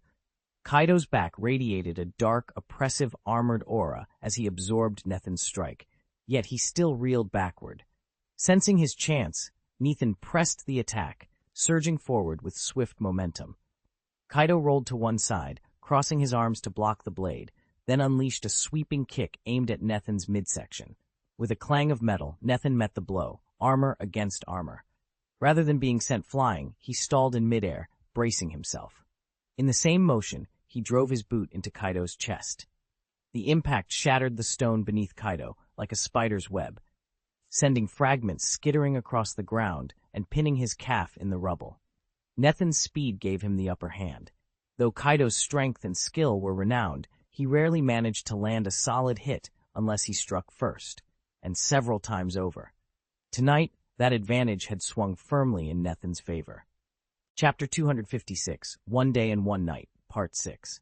Kaido's body convulsed, sending fissures spiderwebbing across the ground beneath him. He burst forward with terrifying force, massive fists clenched, aiming straight at Nethan. In response, Nethan's form flickered. He bent the very fabric of space, striking at Kaido's back with a rending twist of power. Boom! Kaido, ever alert, swung an arm around and deflected the blow midair. At the same time, his other hand shot out and clamped down on Nethan, intent on crushing his foe in a vice-like grip. As one of the four emperors, unrivaled in both strength and ferocity, Kaido was quick to adapt to Nethan's spatial maneuvers. Though the devilish warping of reality still posed a challenge, the giant responded swiftly enough each time to neutralize much of its effect. Snap! Summoning every ounce of strength, Nethan kicked into Kaido's palm, prying the giant's fingers apart and loosening his grasp. Seizing the moment, Nethan lunged forward, his fist rocketing toward Kaido's skull. Yet even as Nethan's punch closed in, Kaido made no effort to dodge. With the casual confidence of a titan swatting away an annoying insect, he clapped his enormous hands together around Nethan, aiming to crush him between palms the size of shields. But Nethan's momentum proved unstoppable. His fist smashed squarely into Kaido's nose, the twisted spatial energy behind the blow shattering the Emperor's guard. Kaido reeled backward, crimson blood spurting from his nostrils, a roar of disbelief tearing from his throat. At that moment, Kaido's massive palm crashed into Nethan's torso. Even though Nethan twisted the fabric of space at the last second to slip away, he still felt the full weight of the blow. Kaido's strike wasn't quite on the level of the combined fury of Akainu, Kizaru, and the CP0 commander, but his overwhelming armament and sheer ferocity placed him among the fiercest warriors in the world. He couldn't shatter a spatial rift outright, but he could confront its distortion head-on and instantly smooth the rippling void back into normal space. Nethan didn't flinch. In theory, a space warping ability should be the perfect counter to Kaido. Pair two admirals to hold him in place, then use Bruno's door fruit to conjure portals at will and cleave him to pieces. But reality was never so simple. Although Kaido couldn't break Nethin's portal, his raw power and domineering presence were enough to erase every warp the moment it formed. Crack! Crack! Nethin rematerialized a few meters away, every joint popping as he stretched. He fixed Kaido with an unblinking stare. "Your attacks are exactly the same," he said coolly, "neither painful nor amusing." Kaido hadn't even bothered unleashing his full might. True, his advanced armament haki was still fearsome, but Nethin was no slouch. His own haki was impressively strong, and the hardened barrier he'd erected would demand not only raw power, but unbreakable resolve and a rock-solid constitution to breach. In short, Kaido found himself up against a genuinely resilient foe, and what a foe he was. Nethin's speed matched that of red-haired Shanks, yet his build was heavier and more imposing. His offensive blows seared with terrifying force, stronger, Kaido noted, than his own in some respects. But where Nethin truly shone was in his body's near immortality. Even when Kaido's punch snapped his nose and drew blood, the wound sealed itself in an instant. It had been a long while since Kaido had felt exhilaration in battle. He didn't care about victory or defeat. Today, the only prize was the fight itself.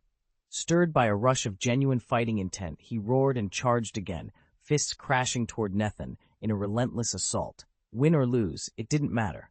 All that mattered was this moment, this clash of titans. Nothing else. Same here, Kaido thought with a savage grin. He was having far too much fun to stop now. I haven't faced an opponent this durable in ages, Nethin thought as Kaido the Beast bore down on him. He launched a wild punch, then twisting space around him, vanished and reappeared to trade blows. Sometimes he relied on his spatial distortions to outmaneuver Kaido. Other times he met the beast head-on. From dawn until dusk, from the jagged shoreline to the island's dense interior, neither combatant gained so much as an inch. A handful of surviving barbarians huddled at a safe distance, wide-eyed and trembling. Even their leader, once the fiercest among them, stood frozen, face drained of color as he witnessed the two titans clash. Such power was beyond anything he had ever seen. Kaido caught Nethin's fist, spun his head to the side, and countered with a bone-shaking punch. Nethin's eyes flashed. In a heartbeat, he bent reality, stepping through a rift in space to Kaido's flank. He swung a backhand blow, but Kaido's arm shot up, parrying the strike with a deafening clang. Neither side yielded. The air crackled with tension as Nethin and Kaido squared off once more, each ready for the next furious exchange. Nethin's fists crackled with energy as he focused every ounce of his power into a whirlwind of strikes. He pummeled Kaido with blow after blow, the force of their clashing fists sending shockwaves rippling across the island.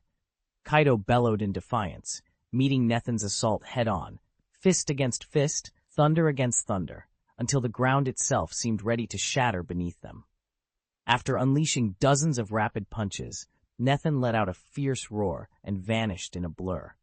Seizing a brief opening, he lunged forward and drove a devastating kick into Kaido's chest. The impact cracked like a cannon blast, hurling Kaido skyward. He tumbled through the canopy, uprooting trees and crashing to the forest floor nearly 100 meters away. When Kaido finally came to rest, a trickle of blood ran from the corner of his mouth and a bluish-purple mark bloomed across his chest, only to fade moments later as if it had never been. With a roar that shook the leaves on the trees, Kaido rose to his feet. He wiped the blood from his mouth, spat onto the ground, and rubbed the back of his head. Nethin watched him, chest heaving. No matter how powerful the blow, Kaido refused to stay down. Even the fiercest strike to his skull only stunned him for an instant. As the forest fell deathly silent, Nethin realized the bitter truth. I can't kill him. At best, I can only pause him, buy myself precious seconds before he comes roaring back. Nethin and Kaido were locked in a deadlock neither could break. Kaido's blows thundered against Nethin's defenses and met with almost no effect. With his reinforced armor and impenetrable guard frame, Nethin could weather every assault. Only a perfectly aimed, full-force strike to his unprotected back might draw blood, and even then, his uncanny regenerative power would heal him almost instantly. In strength and resilience, he trailed Kaido only marginally, and Kaido's overwhelming power was squandered on a foe who refused to fall. Their battle became a test of raw might and stamina. Kaido still held the advantage in sheer force, but Nethan knew this was no prolonged endurance match. With every punch Nethan landed on Kaido's chest, he forced the beast pirate to expend energy regenerating torn muscle and shattered bone. Blow after blow, hour after hour, neither warrior gave ground. Day slipped into night and night into day, without a single decisive strike. Meanwhile, along the jagged coastline, the 100 Beasts clashed with the Ghost Hand Pirates in a separate, equally brutal engagement. Only the three calamities, Kaido's most feared commanders, and the infamous Shiryu of the Rain remained on deck, waging a relentless skirmish. The intensity of their combat had sucked the strength from even the hardiest fighters. Lafitte, Luo, and the others, once among the fiercest on these waters, were now visibly battered, their bodies bleeding from dozens of cuts and bruises. Each breath came harder than the last, and each swing of their blades grew slower, weighed down by exhaustion. Still, neither side would yield. As the sun rose on the second day of fighting, both battles showed no sign of ending. Nethan and Kaido faced each other on the deck above, every muscle quivering, every nerve aflame, and far below, the storm of steel and sea continued to rage without mercy. After a full day and night of relentless combat, the Rainfall Pirates and their allies finally pulled back to catch their breath. From a safe distance, they watched the titanic duel raging between Nethan and Kaido. The air trembled with each thunderous blow, and both fighters showed every sign of being pushed beyond their limits. That phantom hand, Nethan, actually holds his own against Lord Kaido? One of Kaido's lieutenants murmured in disbelief. He's matched up against one of the four emperors. No one does that, except maybe Hirakuro. Another officer's voice was low and urgent. Exactly. Our top priority is to keep those Rainfall scoundrels out of Kaido's way. And don't let your guard down around the phantom hand pirates either. Seated cross-legged atop a shattered boulder, one of the three disasters regarded the battlefield with calm detachment. We've been locked in brutal skirmishes with the phantom hand pirates for nearly 24 hours now, he said evenly. The beast pirates have cut down a dozen of their men and wounded dozens more, yet they keep advancing. We're inflicting heavy losses, but they're doing the same to us. His gaze drifted back to the central battlefield, where sparks of steel and eruptions of haki lit up the dusk sky. No matter which side you looked at, beast or phantom, not a soul was ready to back down. With Kaido on our side, there's no reason to bother with supplies. The moment he takes down Nethan, the Ghost Hand Pirates are finished. Chapter 257, Kaido's Terror, Part 1. It had been ages since their captain had been locked in such a prolonged struggle. From his perch atop the treetops, Lafitte surveyed the battlefield, unfolding deep within Rhodes Island, where the dread Yonko Kaido rampaged. "A long fight, isn't it?" Lafitte murmured, lifting a canteen to his lips. Beside him, the fishman, massive and amphibious, shrugged. "No opponent lasts more than 2 or 3 days under our blows," he said. "Surely the 100 Beasts pirates won't hold out that long." "Just one more clash," said Rain Shiryu, sheathing the second-generation gilch and wiping its blade on his cloaked sleeve. He winced as he reached to press a cloth against a fresh claw mark on his chest. The wound was superficial, mere decoration, he assured himself, so he'd simply wrapped it and pressed on. Lafitte examined his own torn clothing. His shirt had been shredded across the back, but he'd escaped without serious injury. Everyone on the crew was similarly battered but intact. Everyone, that is, except their towering metal giant. The mechanical colossus had suffered a deep rent between chest and abdomen during a sudden assault by Nico Robin. Fortunately, Robin herself had rushed forward to help seal the gash, and by now the giant's plating had been expertly stitched and reinforced. Far below them, the thunder of battle rolled on. Kaido's bellow echoed through the treetops, promising that the greatest trial still lay ahead. Yet Lafitte, Fishman, Shiryu, and their wounded comrades steeled themselves. One final fight. That was all it would take to turn the tide. Half a day was all it took. Thanks to Gertz's miraculous healing fruit, Nethan's wounds were nearly closed. Night had fallen over the island, but for two of the sea's greatest warriors, darkness or daylight made little difference.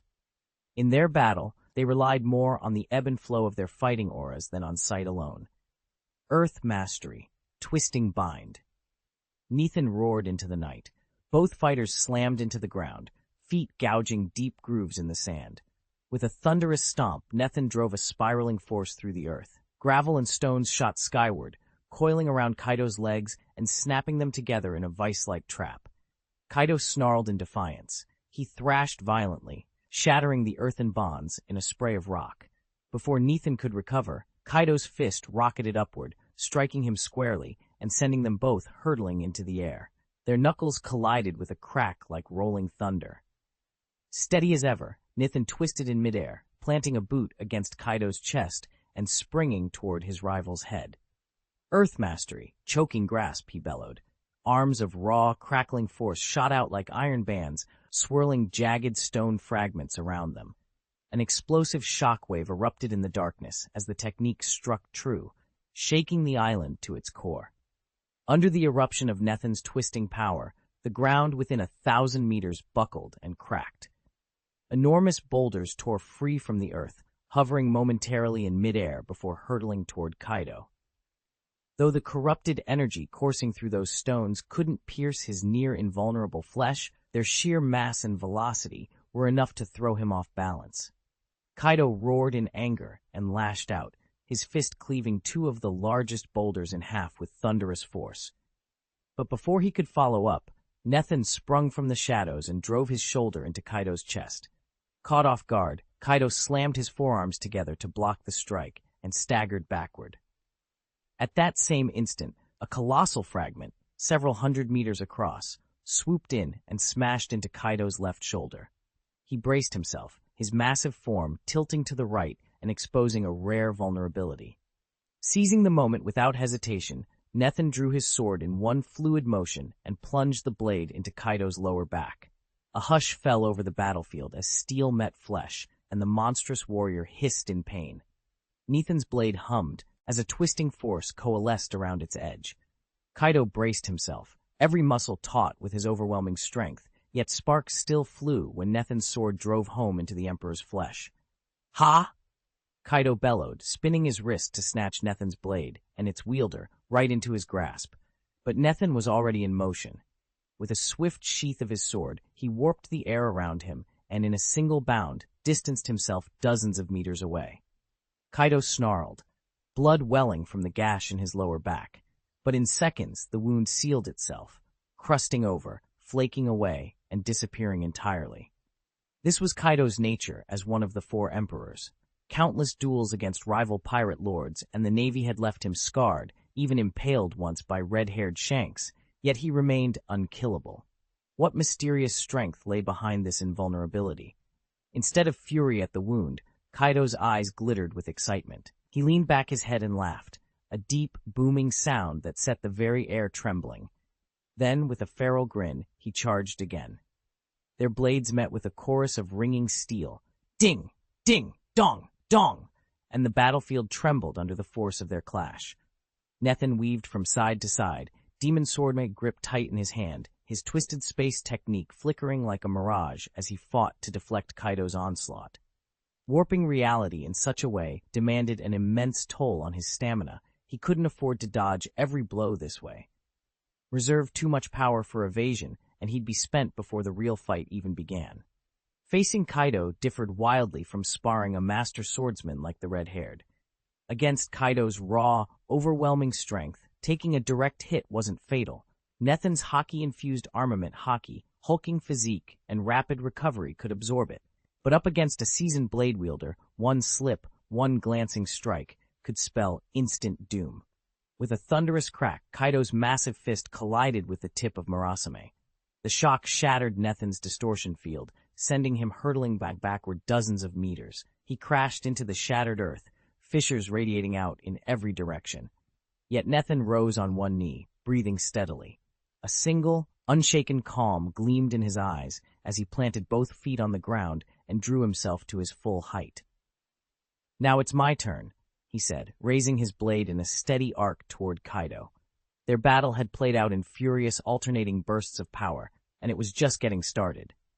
Nethan pushed his distortion power to the brink, unleashing a series of fierce, pinpoint strikes on Kaido. Each time he landed a blow, he slashed back, parrying and dodging just long enough to let his energy recover, forcing Kaido to react. These alternating bursts of offense and defense suited him perfectly. To sustain an unbroken barrage against such a colossal foe would have been sheer folly, for who knew how much raw strength Kaido's massive frame could hold.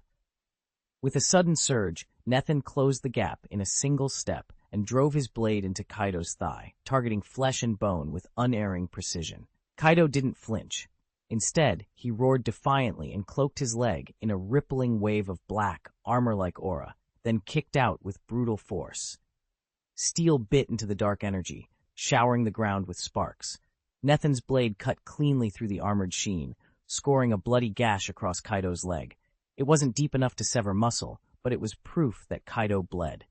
And because Nethan had struck first, Kaido's return kick was fractionally slower. Its power diminished just enough to give Nethan the upper hand. Whoosh! Nethan's blade sliced into Kaido's leg, carving a ragged wound through flesh and armor. He didn't hesitate. In the blink of an eye, he slipped free of Kaido's grasping hand and reappeared at the giant's back. Both hands locked around the sword's hilt, Nethan coiled his body, the muscles in his arms and torso tensing with raw force. A steely glint flashed in his eyes as he stepped forward and spun the blade through the air, an instant, razor-sharp arc of wind that screamed toward Kaido's vulnerable side. Chapter 258, Instant Sky Slash, Part 2. A cold, mirthless laugh slipped from Nethan's lips. In the next heartbeat, he vanished and reappeared directly behind Kaido. At the same instant, a horrific, twisted arc of energy tore open the air between them, linking the 2 points Nethan had just occupied. That warped blade cleaved through Kaido's chest and abdomen in a single devastating sweep before detonating outward. Jagged splinters of raw force shredded Kaido's torso, carving pale gouges into his flesh. Each strike rang with the sickening echo of tearing sinew and shattering bone. Even more terrifying was the soft, ripping sound that followed as his body struggled to contain the rupture. This was Nethan's ultimate technique, discovered and owned in countless battles. By bending space itself, he could charge the blade at one location and instantly release it at another. The instant sky slash required precious moments of concentration to link those distant points. But once unleashed, the strike traveled faster than thought, passing through armor, muscle, and bone as if they were nothing but mist. Silence fell over the field when the last echo of tearing air died away. Kaido stood frozen, blood welling at the corner of his mouth before a single crimson drop fell to the ground. Nethan remained poised and unshaken, the air crackling with the aftershock of his phenomenal attack. Kaido pressed a hand to his chest and abdomen, brows furrowing in disbelief. How had Nethan driven an attack into him from the inside? His colossal frame shrugged off every outward strike, but an assault within was a different story.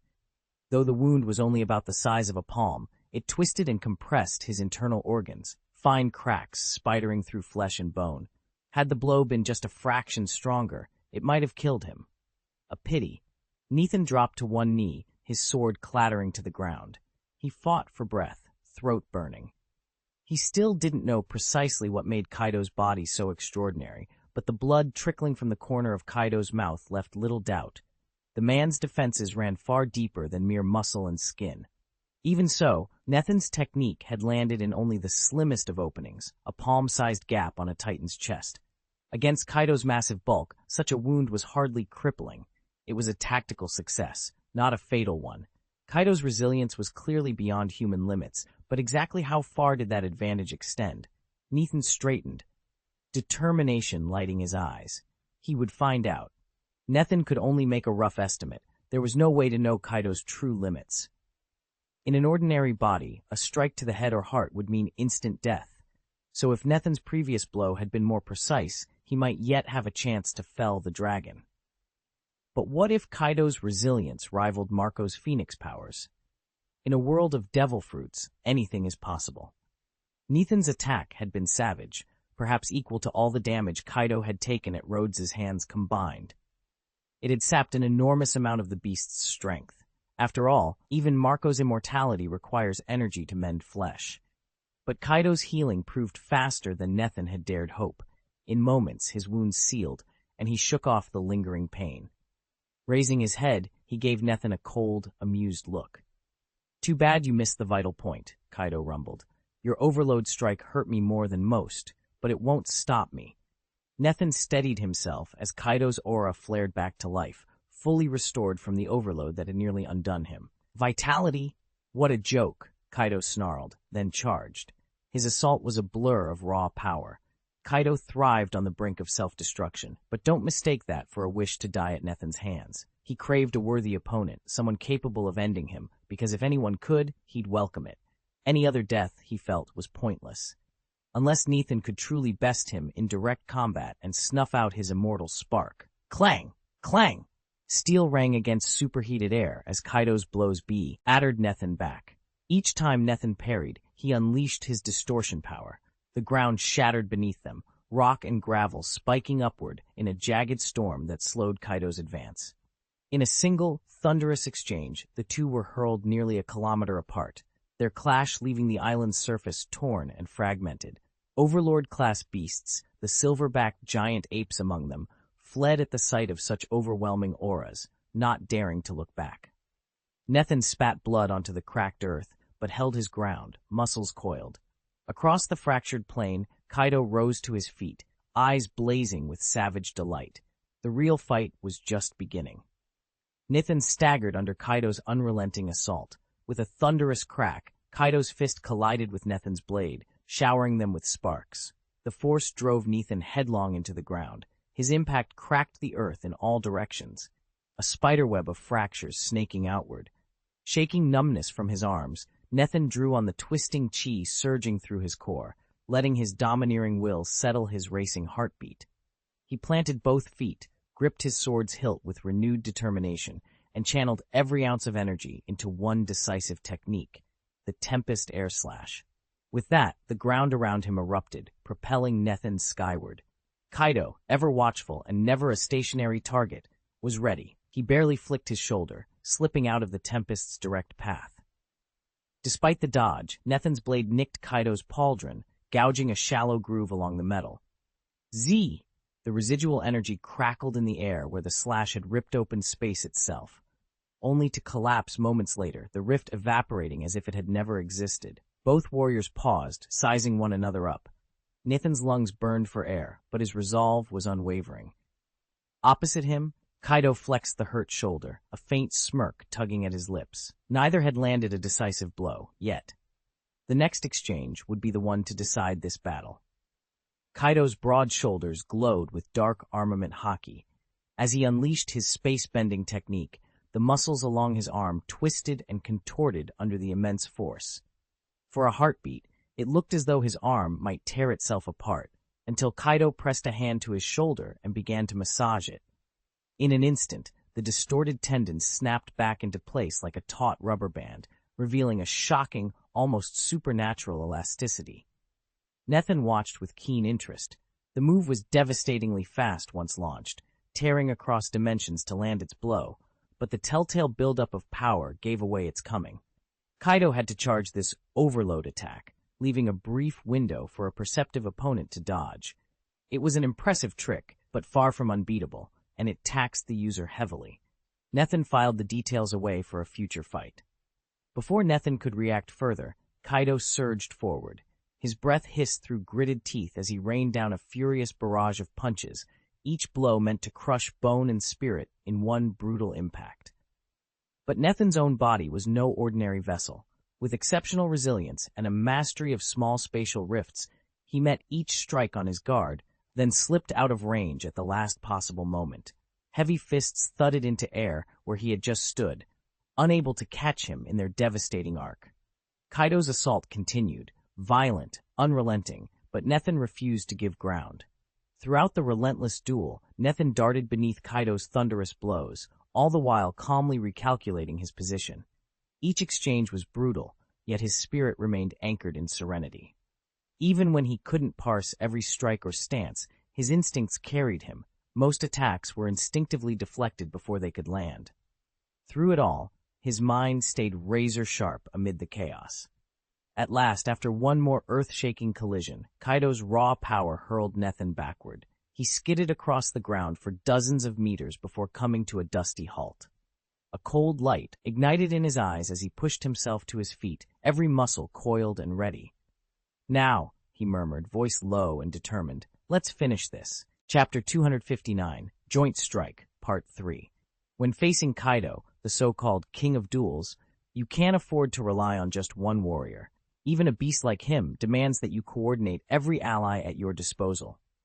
Nethan knew this instinctively. Before he could even open his mouth to issue orders, a blade of frosty energy sliced through the air toward Kaido.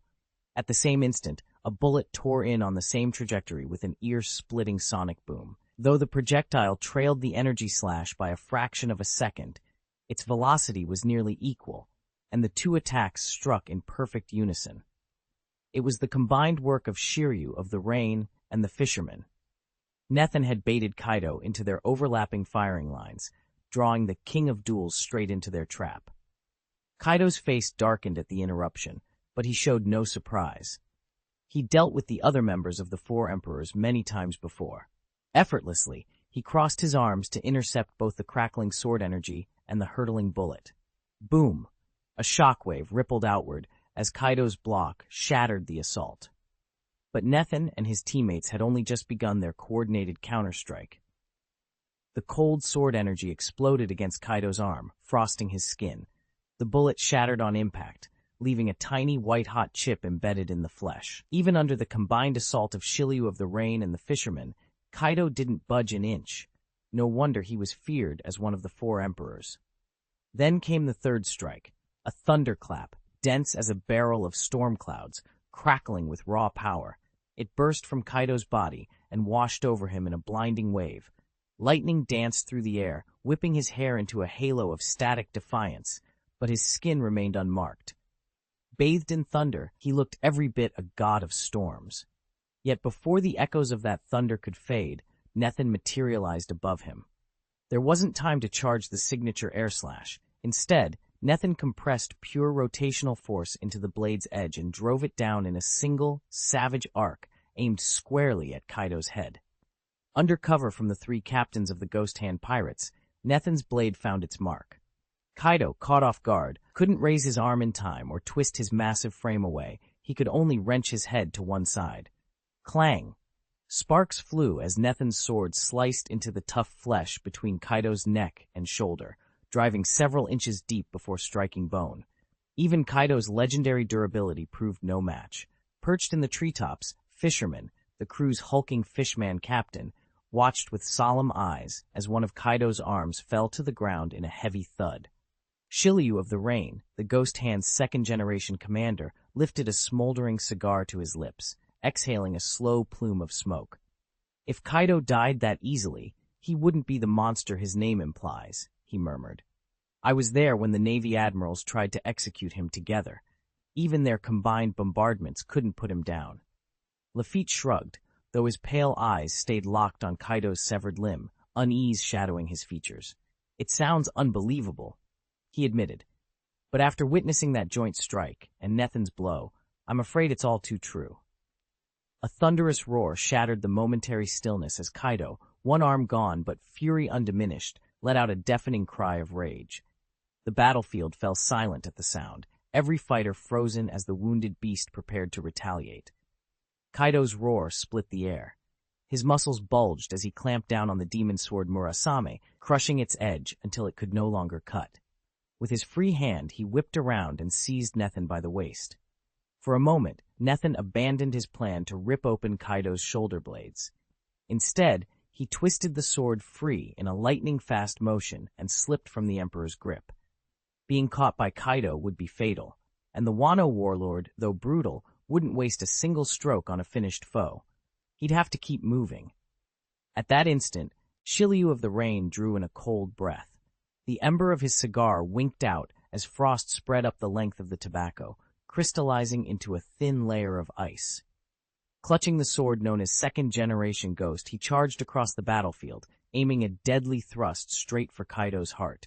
But before the blade could strike home, a keen whistle of air cut through the chaos. All eyes, those locked on the titanic struggle between Nethan and Kaido, and the watching ranks of the beast pirates, stilled as a new threat made itself known. Nethan and Kaido were heading straight for Shiryu of the Rain and his allies when their backup finally sprang into action. By the time Shiryu of the Rain and fishermen braced for impact, Kaido's first strike had already landed, and there was no chance for a second defense. Kaido had deliberately drawn reinforcements. He had no interest in a fair, one-on-one duel, and he wasn't about to let Shiryu and his team join forces with Nethan to trap him. Boom! Yujichi froze in midair, colliding with one of the attackers. "You're mine, Nethan," Shiryu of the Rain snarled. "Gunbearer, come here and die." At the head of the charge came the three disasters of the beast pirates, roaring as they bore down on Shiryu of the Rain and fishermen. Behind them surged squads of cadre and rank-and-file beast corps, all eager to make up for their earlier lapse. In their momentary distraction, Kaido had already taken a glancing blow to the shoulder, and now, anxious to avoid his fury, every pirate fought with brutal determination under his cold, watchful eye. "Rainstorm slash!" they roared in unison, unleashing a torrent of blades and haki upon Shiryu and fishermen. Nethan's attack wasn't a simple air slash, nor did he fall into an adjustment phase after his overload burst. The moment he ducked under Kaido's grasp, he slipped behind the massive warrior and unleashed a flurry of slashes. His blade whirled like a storm, striking again and again against Kaido's back with thunderous booms. Each blow drove Kaido forward, staggered him, and seemed to rain down like artillery fire. As Kaido pitched headlong to the ground, the wound across his shoulder began knitting itself closed. He twisted over, braced his forearms against the earth, and drove an elbow toward Nethan's midsection. Nethan twisted free of the blow by invoking his space-bending ability once more. Then, seizing the moment before Kaido's shoulder could fully heal, he slashed upward at the larger man's chest in another blistering series of strikes. Kaido reeled back, blood blossoming across his armor, and stumbled dozens of meters before he finally skidded to a halt. Within heartbeats, Kaido's shoulder had completely repaired itself. He let out a roar that shook the ground beneath them and charged, swinging a colossal fist in Nethan's direction. "Your strength is fading, Ghost Boy," he bellowed, eyes burning with renewed fury. Nethan braced himself, ready for the next clash. After nearly 2 days and 1 night of relentless combat, Nethan's reserves were almost exhausted. He could still draw on his basic strength, but in the heat of battle, his endurance was visibly slipping. "Enough to finish you off," he thought, his eyes narrowing to icy slits. He guessed Kaido must be in the same state. Every brutal strike they'd exchanged had taken its toll. Nethan could feel that Kaido's reserve power was no longer at its peak. Neither warrior had escaped unscathed from their earlier clashes. Each had burned through more than half of his stamina, and now the decisive moment of the duel was fast approaching.